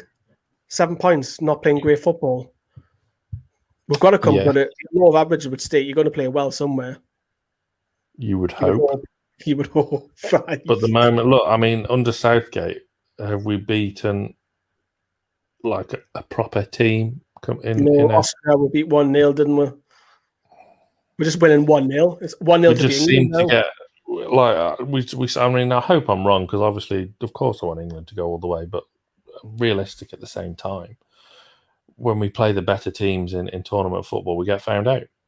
So, and I fully expect that to happen on next Tuesday. Spoiler alert for when we do next week's Watchalong. But I don't know. Look, I've never been a Southgate fan. I'm not a Southgate fan. What are we going to score them then? Because we expected to win tonight. Yeah. Most people would expect to win. It wasn't pretty. But on the flip side, we've topped the group. Forget about the group of death. We've topped our group. We're going to be playing at Wembley every game except one if we get the final. So there's pros and cons to it. I think 6 is probably fair for him. I was thinking 6. We're going to go. I'm content with 6. 6 out of 10 for Gareth Southgate and England's performance tonight. top the group. Scotland are out, came bottom. Any Scots fans want to come on? I know Connor's a member and he might not want to come on because he was singing Scotland's praises against England. Probably not. But if you want to, I won't be taking the mickey out. This is a general show about the Euros, England, whatever you want to discuss. There is a link in the description. Sam, you've done the watch-along. You've done scoring the players. You're going to head off to bed now. Did a Greenwood and Mullen a show earlier on this afternoon as well, pre-recorded with Ed Chamberlain. So yeah, it's been a good full-on day. So yes, we go again next time. Plenty of good stuff coming up on the channel over the next week as well, isn't there? We've got tons, yeah, absolutely loads. Even members get an update what's happening tomorrow. But yes, we're going to open it up. We're going to kick Sam away. He's going to head off to bed. I'm going to be staying with you for probably half an hour. So make chat to you if you want to come on. Link in the description. I'd love to speak to you about the game or the Euros, whatever. Right, Sam, I love you and leave you. Yes, thank you very much. Thoroughly enjoyed that, and roll on next Tuesday. We'll see you all soon. See you soon. I shall speak to you on WhatsApp a little bit later. Right, let's have a look at your comments. Callum, you're going to come on in a second. And then after Callum, I think we've got Andrew as well. I know Andrew just lost your connection or something, but you'll come back in. So you're after Callum. Sancho needs to start. Not enough time. Yeah, 7 for Sancho. 7 for Southgate, says Dylan as well. Right, so literally in the live chat, if you guys want to come in, and Jane Atlanta, if you want to come in and have your say on the Euros in general, if you're liking the tournament, more than happy to speak to you, mate. It's been a while since I've spoken to fans. We're going to bring Callum in now. Callum, how are you? I'm thanks, Lee. You?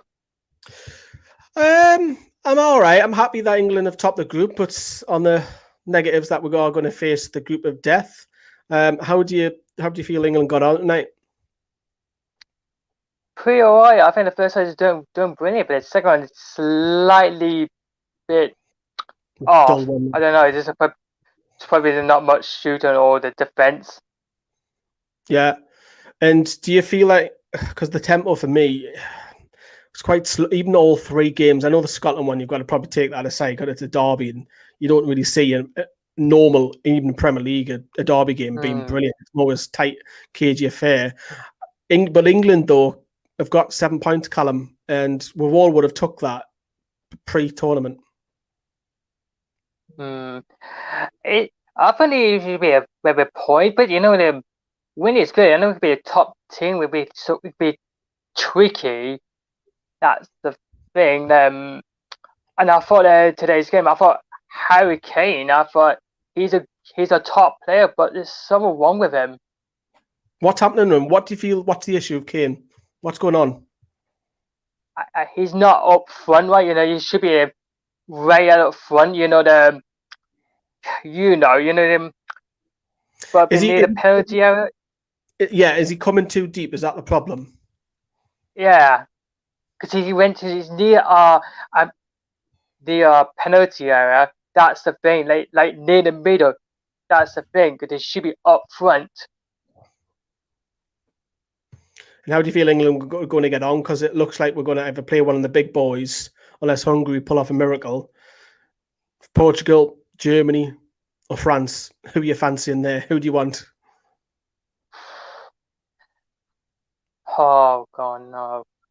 The case of bad evils, isn't it? 2 evils, 3 evils. Yeah. I'd say probably it's going to be between Portugal and Germany.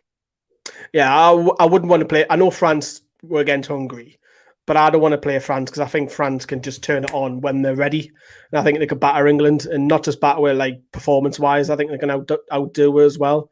I think Germany, although they did beat Portugal by quite a heavy scoreline, I think we can pick up 4-2.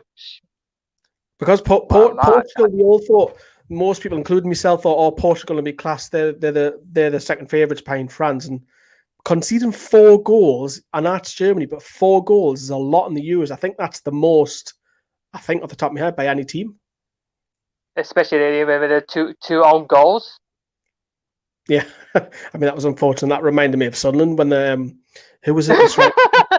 Proctor, that day when they played, who was it? They scored 3 in goals. I'm sure Proctor scored 2. I'm sure it was a 3-1 defeat or something at Stadium Light. Right, let's talk about a couple of players then. Are you happy that Harry Maguire's back? Yeah, he's alright. He's just pretty well there at defense. You know, he's slightly still struggle, but he's doing all right. But are you happy that he's back instead of Mings, though? It. Or do you It's think hard to say. maybe Might be, but we're seeing how Maguire. I think do it again when it comes to the next match. Yeah, and what do you make the whole situation with the COVID carry on with Mount and Chilwell not being able to play? However, Scotland can all go and play against Croatia tonight. I just disappointed that these two players are out there. COVID-19. It's crazy, isn't it? Because you think about the Scottish team, who can, they'll high five each other and they'll all sit down, have a drink and a meal together, and they'll all sleep in not the same bed because that's a bit weird, but separate beds in the same room. That's what I'm trying to say. But you get what I mean. There's a lot of communication contacts with a lot of the lads, the Scottish lads, and I just found it bizarre that Mount and Chilwell, especially lucky Wales that they're through to the next round. They'll finish second. Yeah, Wales are through. If you want to talk about Wales, do you fancy their chances? I think they've got Denmark, off the top of my head. Come on, Denmark. I love the chance. Yeah, let's go. Denmark beat Wales. Thank you. Wales to win. Unless you're Welsh. Are you Welsh? No, I know. Didn't want the sheepshaggers to win. No, I know that will get. Well, can I say something to leave? Good news for me that I'm on the train ships. I'm on my way to Newcastle. Mm-hmm. What, you coming up Newcastle? So I'm going to see my granddad for a long time. Like I said to you, but since 2019, I'm going to see him to 26th to the 30th. So maybe, I don't know if it's true or not, if we're able, we can watch the Newcastle United game on the 28th against Southampton. What, inside the ground? Because I'll be at the ground. I'll be inside the ground. Is that what you mean? Yeah, or if it comes to after match, hopefully I can spot you as long as I don't distract you. We didn't bite, none of we do. Some of us are scary looking, more than others, but we're filmed by the car parks of St. James's at the top, so we're hanging around there. But if you want the car park, which car park? One near the Leisure stand or someone else? Right, literally behind the Milburn meets the Lees is behind there. We're always hanging around that area doing some bids. But yeah, you can pop on. Before I let you go, I've got two questions for you. Who's going to be top scorer for the Euros?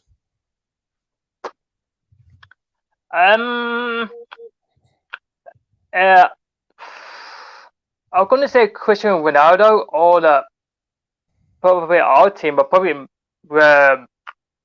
Sterling. Sterling. I bet you got quite a good few odds for that. Next one. Who's going to win the Euros? Who's going to win? I wish it's England. I wish. If not, who's going to win? Do you realistically think England can? I wish it does. I really want England. And there's no belief there, is it? Because you're saying wish. Yeah, true.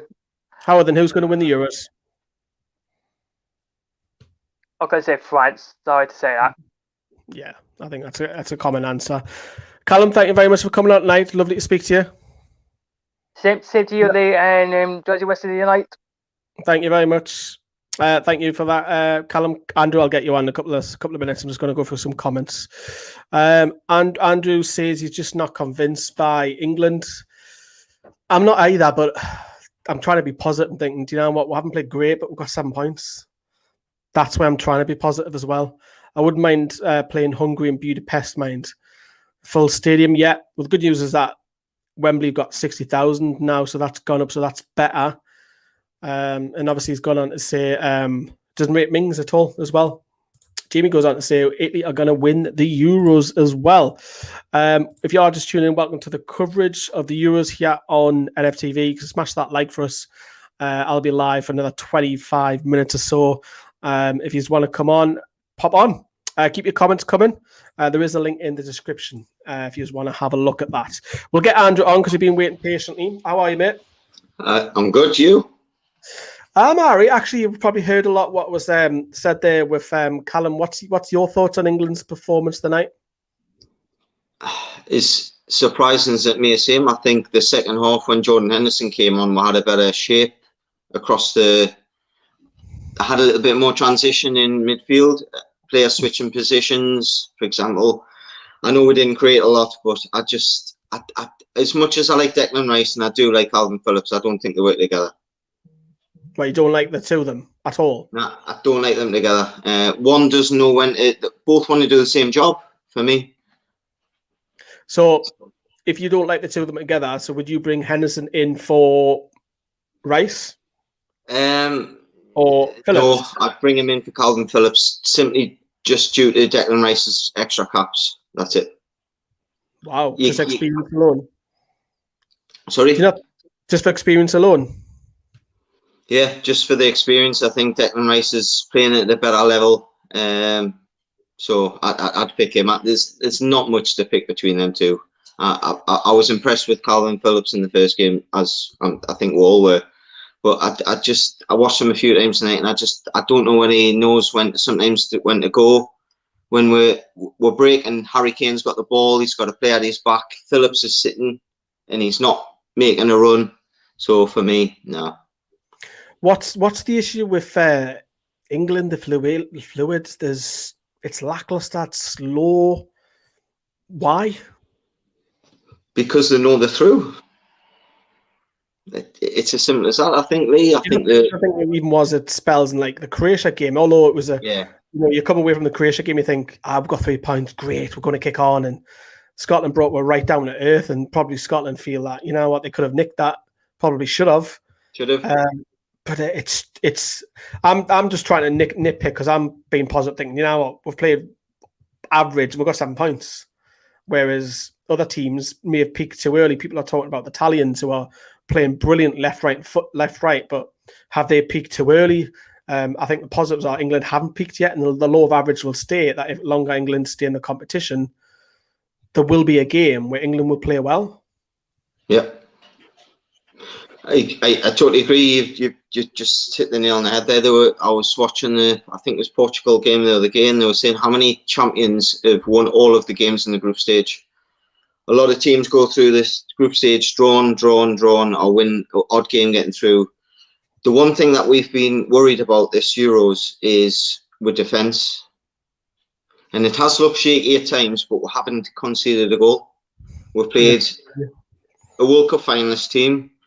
A Scotland team who I think in the next couple of years will be a half decent side. I think they were very good against us. Czech Republic, good improved team. We haven't conceded a goal. We've got to look at that as a positive, but we have got to worry about what the problems are with Harry Kane going forward, because the system just doesn't suit him. So there's two things you mentioned there. Obviously, the positives are that, we Pickford, you think, oh God, he's not a great goalkeeper, but like you say, he's kept 3 clean sheets, not massively tested, and he's come off with a couple of saves per game, but he hasn't been proper tested. But the positives is that we all worried about, oh Christ, Mings is in and Connor Cody's not getting a look in, but we're keeping clean sheets.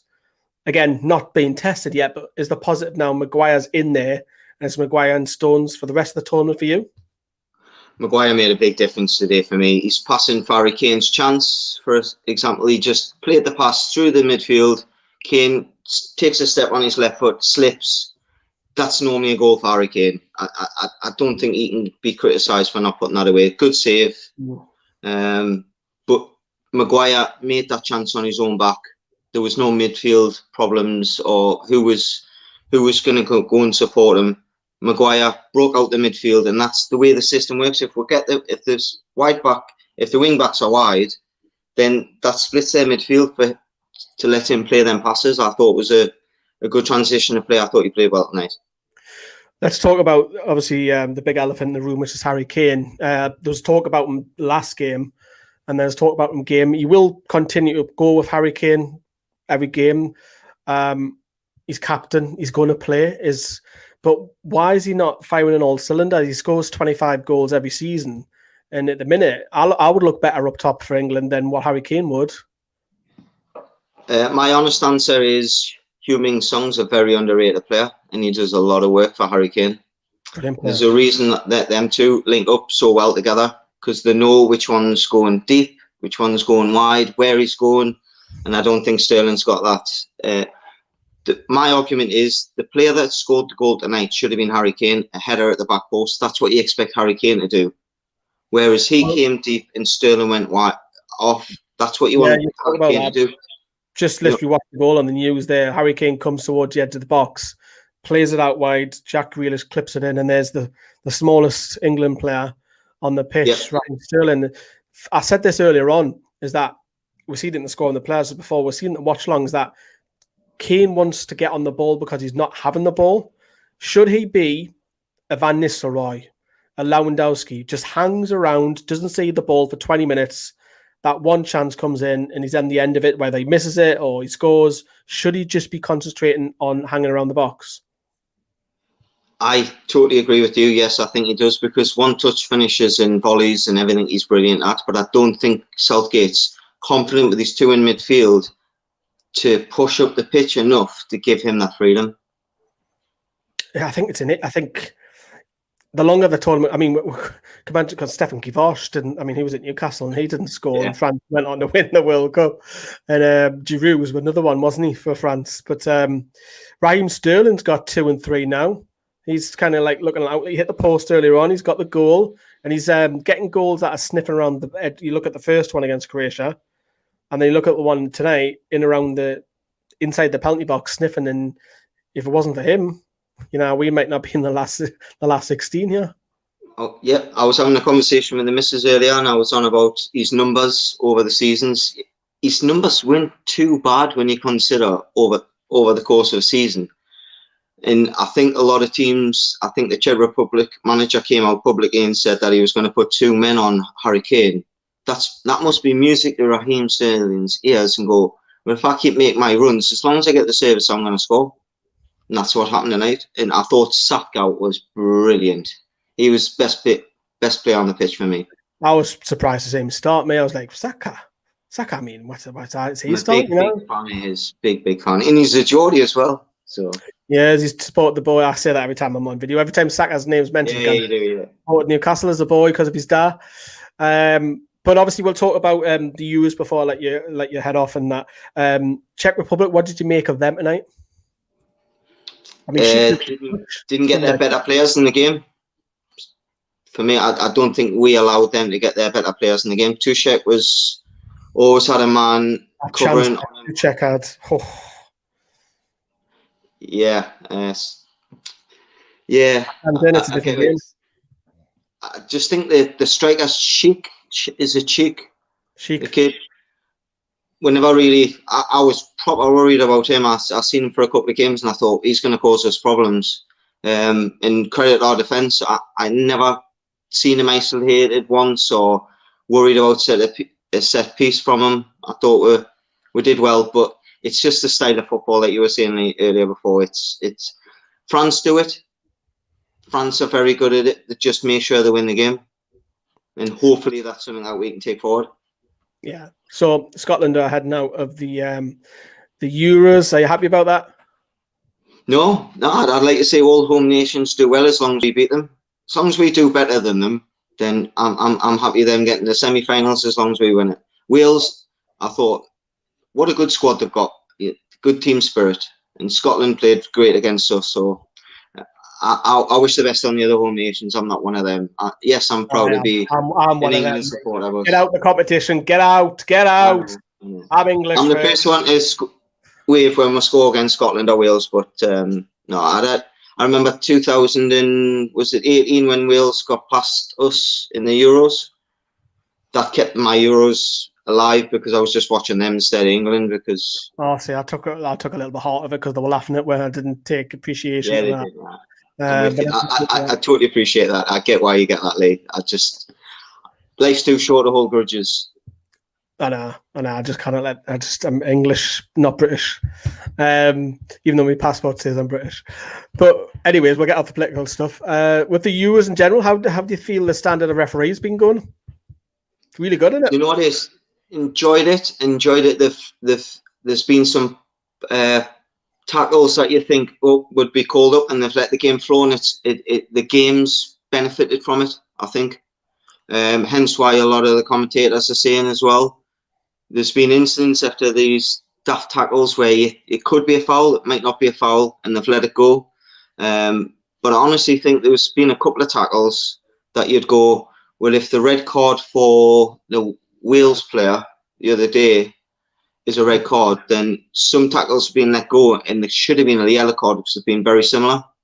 But I think it's been good. I think the VAR is a breath of fresh air. Most of them, in fact, nearly all of them have been really done pretty quick within 10 seconds. None of this 2-minute stuff where you're thinking, oh, what's happening? And I think that's where it's got to be brought in the Premier League, because it's such frustrating being in the ground or even watching on the TV. It's like, oh, come on, man. But it proves it can be done. It can be done pretty quick, and none of this. But we hope that brings in the standard refereeing is so much better in the Euros, and obviously not to disappoint anybody, but Keith Stroud, the guy who forgot what the penalty rules were with Matt Ritchie against Burton all them years ago at St James Park, he's now been promoted to the Premier League. Well, hopefully he doesn't get any Toon games. But a couple of questions. You've obviously heard us say to Callum before, who's going to be top scorer on the Euros? Lukaku. That's what I've got, yeah. Who's going to win it? England. England are going to win it. Wow.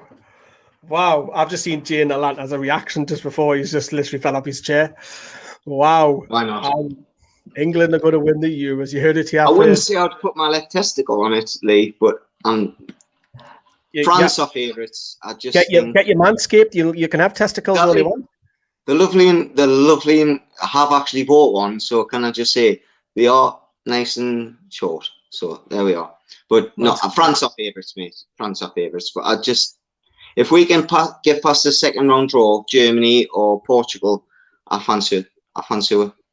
Wow. Well, we haven't peaked yet. That's probably the positive. But Andrew, thank you very much for chatting, mate. It's been a while since I've chatted to you directly because I'm never on. Nice to see you, mate.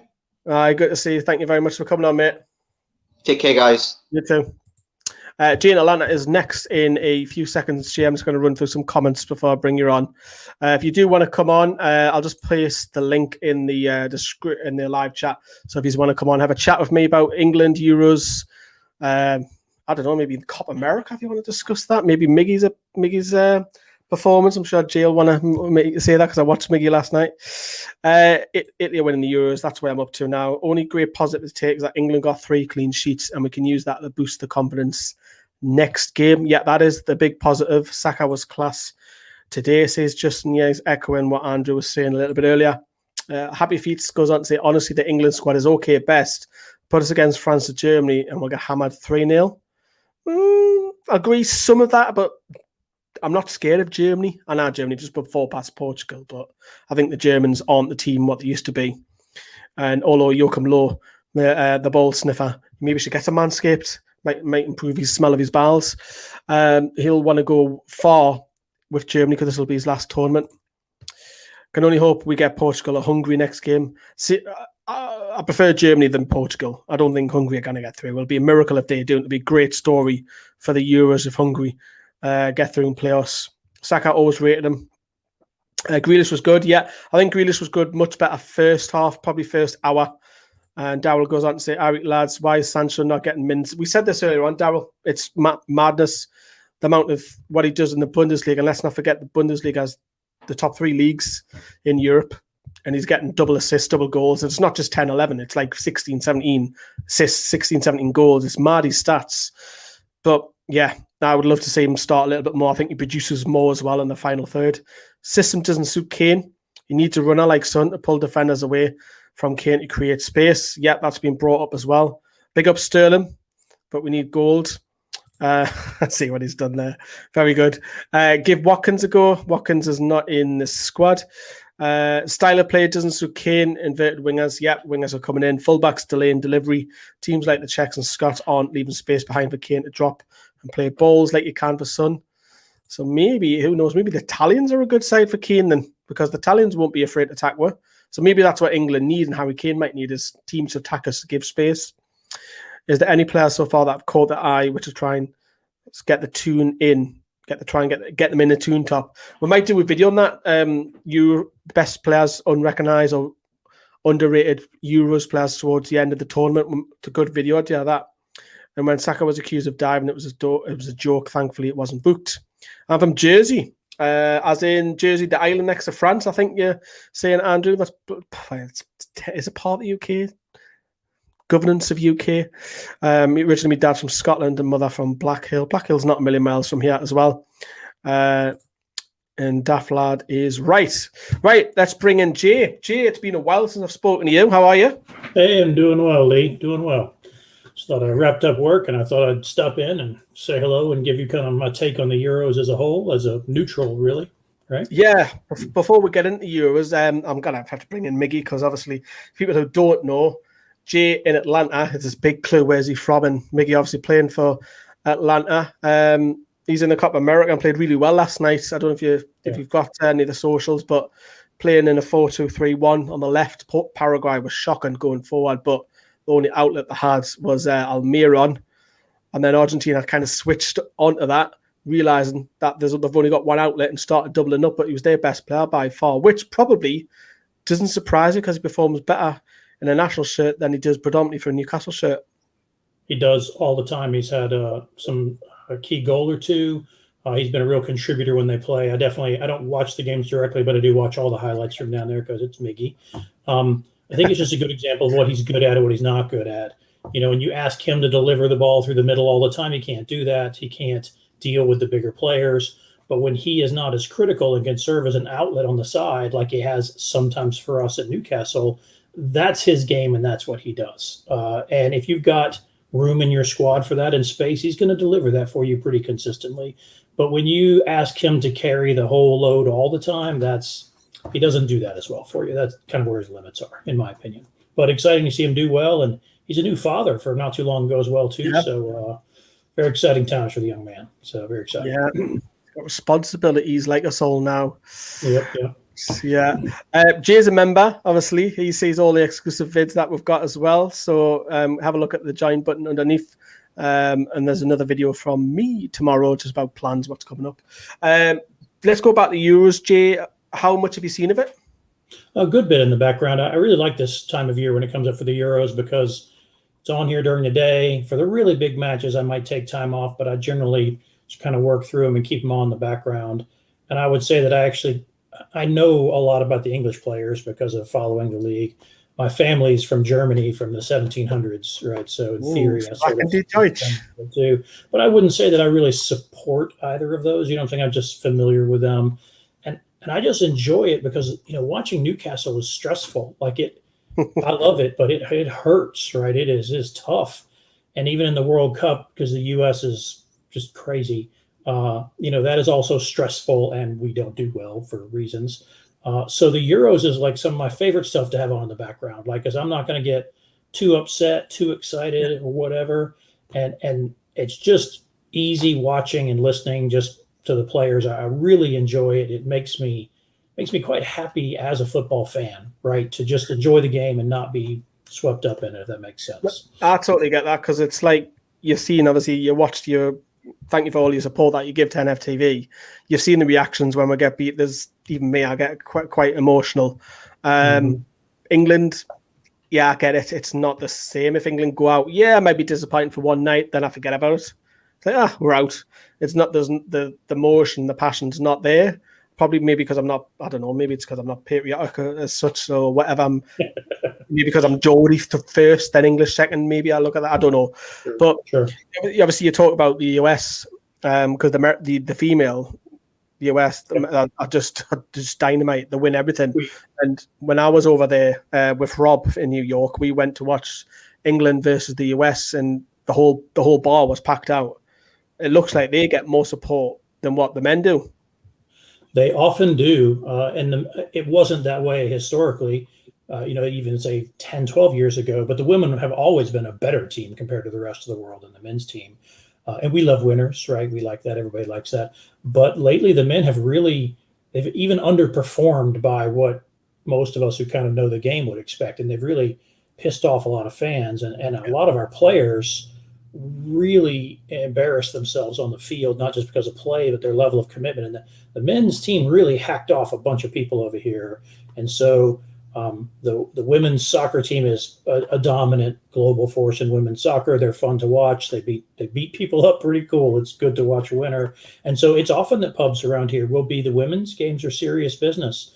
They got more stars on their shirt than the men's team will ever have. So, it's just the way it is. One more thing about the Euros. So one thing that I really like that Portugal-Germany game the other day. Like, I made time. I knew it was on, and I was looking forward to it to see what they did. Ronaldo scores a goal, and I've never been huge on him, but I'm like, I don't know, maybe that guy is the best ever. Like, that guy's amazing. Then a couple own goals later, 90 minutes later, I'm just saying, I'm no fan of him, but I'm just like, wow, okay, maybe I'm wrong. But then 90 minutes later, it's complete shambles. And I don't know, it wasn't even that I was like so much rooting for Germany. It just was a great game to watch. Isn't it? Yep. And that's exciting. I guess if you're too patriotic or whatever, you can't enjoy other games, in my opinion. You're just too worked up into it. That's what I feel about it. So I like it a lot. It's my favorite tournament. Is it really? So yeah. I also think that the Euros is the hardest one to win because there's too many good teams in it, and then obviously it's been expanded, which I don't actually agree with. I liked how it was like you go through the last 8 from the group stages, and then you've got the big boys. All 8 normally are world class teams, whereas now you might get a Hungary in the last 16 or no disrespect to Wales or whatever. But, I agree with you. It's better when you just go through the group stage, right? And that's it. Win, lose, or draw. You get down to 8, it is what it is. I like that better myself, too. Yeah, it's worse in the Copa America. 4 out of 5 go through in the group stage. It's crazy. Yep. Who impressed you? Which teams? I would say that I don't think Germany's nearly as good as they ought to be, right? I thought they played well in the Portugal game. And then I had more like teams have disappointed me. I actually kind of thought Spain would do better. I kind of thought that. Can't break down teams. Really poor. Like, I didn't think they were going to win or something, but I thought that they would kind of do some more damage, and they have been. So I sort of answered your question in the inverse, just from listening in the background, just not playing very well. And I think it's likely that you guys could get Portugal, and I don't think I think that if they wake up that they could. It's tough. England's going to need to play really well in their next game on Tuesday. I think whoever they get, they won't get France. They're not going to get France. So they're going to get Germany or Portugal, and I think that's a dangerous game for either one of those. You guys are going to have to play well. You have to play better than you did today, that's for sure. So what do you think? Well, we've got a bad record against Portugal, and it's penalties, isn't it? So we always seem to go out on penalties all the time. So Right. it's heartache earlier in the 2004, 2006. But I mean, the Italians. Everyone's said the Italians. It's totally different to what you expect with Italians, slow paced, building it up, but it's completely the other way around. It's fast paced, it's fluid, wingers, overlapping fullbacks. It's great to watch, and it's a breath of fresh air. Mancini's brought something totally in, and I like the fact that he's now played 25 players. I think it is. He's only Wow, is it that many? He's given everybody a game, and I think he only hasn't played the third choice goalkeeper. So Italians. You mentioned England, and because obviously we're English. So, I mean, we're an English channel. Fair enough. Realistically, how far can England go? You saw me throw my hands up in the thing when Andrew said, "Wow, we can win it." When your better players play well, I think you're a pretty okay team. Realistically, I think they can play in the top 8. I think they lose in the semis a lot. I just think that's how it works out against the better teams. I'm just telling you. And you said you prefer that, but that's just where I think it is. I don't think England has the talent and skill to win. I think they have talent and skill to do very well. That's my outside opinion.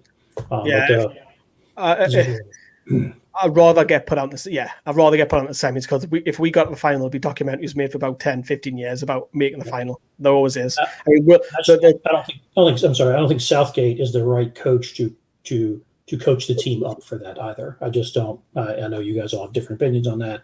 I've never thought that much of him. I guess he's better than nobody, but I just don't think he's the right analytical. Yes, I know we've been all right in the last World Cup, but he had a very, very easy run, but hasn't got a CV. Literally you got Middlesbrough relegated. So, yeah, I don't expect England. It all depends on the next game. You've got to take it game by game because you've seen it with the COVID, losing 2 players. You can get an injury, and that might rule out your star player. Anything can happen. You've just got to take it game by game. And England shouldn't necessarily be afraid of Germany or Portugal, because I think before the tournament, I would have said Portugal were one of the big boys, avoid them. But having seen them, yes, Ronaldo will always score goals, but they don't scare me. They don't scare me. But Just play well. You need to play well. You're going to have to go out and win the game, right? I don't think they're going to. I don't think they're going to give it to you, whoever it is. And Germany's a little older and a little slower, longer in tooth these days than they used to be, right? So I just think. I think if England plays well, they can. I think they definitely can win. They need to play better than they did today. Maybe it was just boring. I caught the second half and maybe the last 15 minutes of the first half is kind of what I caught. So yeah, also you mentioned this with Andrew. I think the refereeing, the way they are calling this tournament, is about as good as it gets for modern refereeing of a game. Definitely. I would rather let them see them play a little bit than getting in there and mucking with all the calls all the time and all that stuff. And a few things. I read a whole article, I think, in The Athletic about some of the fouls that hadn't been called. But I'd rather let that go and play than nitpick all the time and get involved and get half of them wrong. I just think that's been. I hope they can continue that through the rest of the tournament. It'll be good. I think the standard of refereeing better. There's one or two that you can question, but the VAR is very, very quick, and the Premier League have got a lot to learn. The Premier League is very, very. Yes, it's a fantastic league, and it's one of the best in the world, but it's so poor for the VAR. Too long for me. You mentioned obviously the refs there. I just want to talk about a couple of other things with the Euros as well. Who's going to win it? So now I'm on France now. So I think France can and will win it. That's where I'm at right now. And I don't think that's very controversial, by the way. I think even though they played poor against Hungary. Yeah, even though they played poor against them, I still think so. So I didn't see that game specifically, right? So, but I know that was a blow to them. That's my take. So, disagree? No, I didn't hear you in. You don't think? I still think France. Yeah. Okay. I think so. They got the talent. They've got they're playing well generally. They're one of the big teams. I don't know. Maybe we'll both look dumb if they screw it up. But who are they going to get? They're going to get. Not from the same group. Actually, I don't know who they are. Could get us, yes. Yeah. I think France will tear us apart because even though you look at all the winners in the past from World Cups to Euros and Copa Americas and the Gold Cup and whatever it may be, there's always a game where they're not as strong as what they have been. There's always one game, and I think you've got to have a little bit of luck along the way. Maybe it's a shot that gets deflected and it hits the post at the last minute and keeps you in the tournament, stuff like that. You've got to have a little bit. But we'll switch the focus to goals. Who is going to be the top scorer? I really don't know. I had to look it up when Andrew had his comment. I'll just be honest, I don't have a full opinion on that yet. You're surprised that who's there at the minute, because you think you start the tournament after the group stage, you wouldn't have had Wijnaldum to be on top with Ronaldo. So I brought the list up here as well, right? When you and Andrew were talking about that, and I was just surprised where people were. I don't feel smart enough to prognosticate about that, and I'm happy to say that on the internet for all time. I don't know. I think a lot of things. If we are where we are now, I think it's going to be very dynamic to the end of the tournament. That's what I think. I think there's going to be some people are going to rise up and make a difference, and it's not going to be the people we think it is. That's what I'll take that. So best I can do for you there, right? Lukaku for me. Lukaku. Yeah, I'm certainly not saying no to him, right? I heard you and Andrew both say that. So yeah. Before I let you go, Newcastle. Obviously, no signings yet. We're not expecting any until the lads start coming back to pre-season. But just what you're expecting, as much as you can try to predict, is it going to be a frustrating summer ahead? Well, it's Newcastle. There will be degrees of frustration. So I guess it just depends on how much you believe in the crazy rumors of people in France and whatnot. I don't know. I wonder if Mike Ashley might kind of realize that his asset might need some tending, right? Like he's going to have to, maybe we'll get a little bit more money. So that's really what controls everything, right? Is how much money do we get? Now we're going to be dumb with it. I don't trust us to make good decisions, but are we going to be dumb with 15 million? Or are we going to be dumb with 50 million and probably 20 to 25? I don't know if we don't, Willock signed off, says that he's gone or whatever, but if we don't put a legitimate offer on the table for them down there, some people need to be run out of your town on a rail, right? You know what I'm saying? I mean, if we don't, because there is no better, surer bet in this game than that bet right there. The man's been at our club, played and done well. I would like to see that happen. I don't have a lot of hope for that, even if they say no to the offer, but a legitimate offer on the table for him, like an actual money offer. Well, if there's no money to make that real offer, even though they're going to want more, what are we going to do with the rest of that, right? We can't even seem to capitalize on the long staffs as serviceable players in our club. I don't have a lot of hope for that. I listened to Steve go through his list of who I thought we might get 3 weeks ago, and while that sounded interesting, I don't know any of those players. So, and I don't expect Newcastle to be smart about that money. I expect us to fail at about 80% of whatever money we're given, Lee, whether that's 15 or 50. I think it's also going to be harder because we've left the EU. You've got to get a work permit now, so you can't just sign an average player. They've got to have certain points to get there. Last question then. Obviously, it'll be rife next month, the arbitration. It's going to be coming out in July. What's your hope for it? Your hope is a takeover, but realistically, that's what I mean, sorry. If there's anyone who can win that, it is Mike effing Ashley. Okay, that man is a ruthless litigator. He is ruthless, and this is not his first go-round in a courtroom, right? I just think if anyone can do it, it's him. I think so. That's what I think. So that doesn't mean it's possible to happen. I'm just saying that if anyone can, it is that man. So we'll see. It's going to be everywhere. It's going to be everywhere. You turn on your phone, it's going to be arbitration because it's all that people are going to be talking about because there's not going to be any other news. Jay, thank you very much for coming on tonight. Lovely to see you. Hopefully we'll get you on. Yep. Thank you very much, Jay. Look after yourself. Yeah. Right, so that was Jay in Atlanta. Thank you very much also to Callum and Andrew for coming on as well. We've done a lot tonight. We have been live. I've got a sore arse now. We've been live for 3.5 hours now. We've done the watch-along. We've done scoring the players, and we've opened it up for the fans as well. We've still not done here. Well, we are done tonight, but I mean, we're still not done on the channels, both channels, NFTV Extra and NFTV. Still got loads of stuff. We've got loads of Greenwood and Mulliner shows. We've got Keep Sell Loans. We've got Scoring the Players, end of season. We've got all sorts. I think there's another unboxing video coming. There's an under 23 video going on the second channel. So there's tons of stuff. If you are watching at the end of this, you've done well to stay with us. So thank you very much. If you can do us one favor at night, please like the video. For all the stuff, I'm shattered now. So I'm going to head off to bed, a bit like Sam did earlier on, a bit like Brandon did. If you can smash that like, that would be absolutely wonderful. Truly a realistic view on England and Newcastle. Jonathan, how are you doing? I'm knackered, mate. I'm knackered. We're finishing up now because we've been live for over 3.5 hours. Good night, everyone. Watch what you're doing. Look after yourselves. Stay safe. Ta-ra.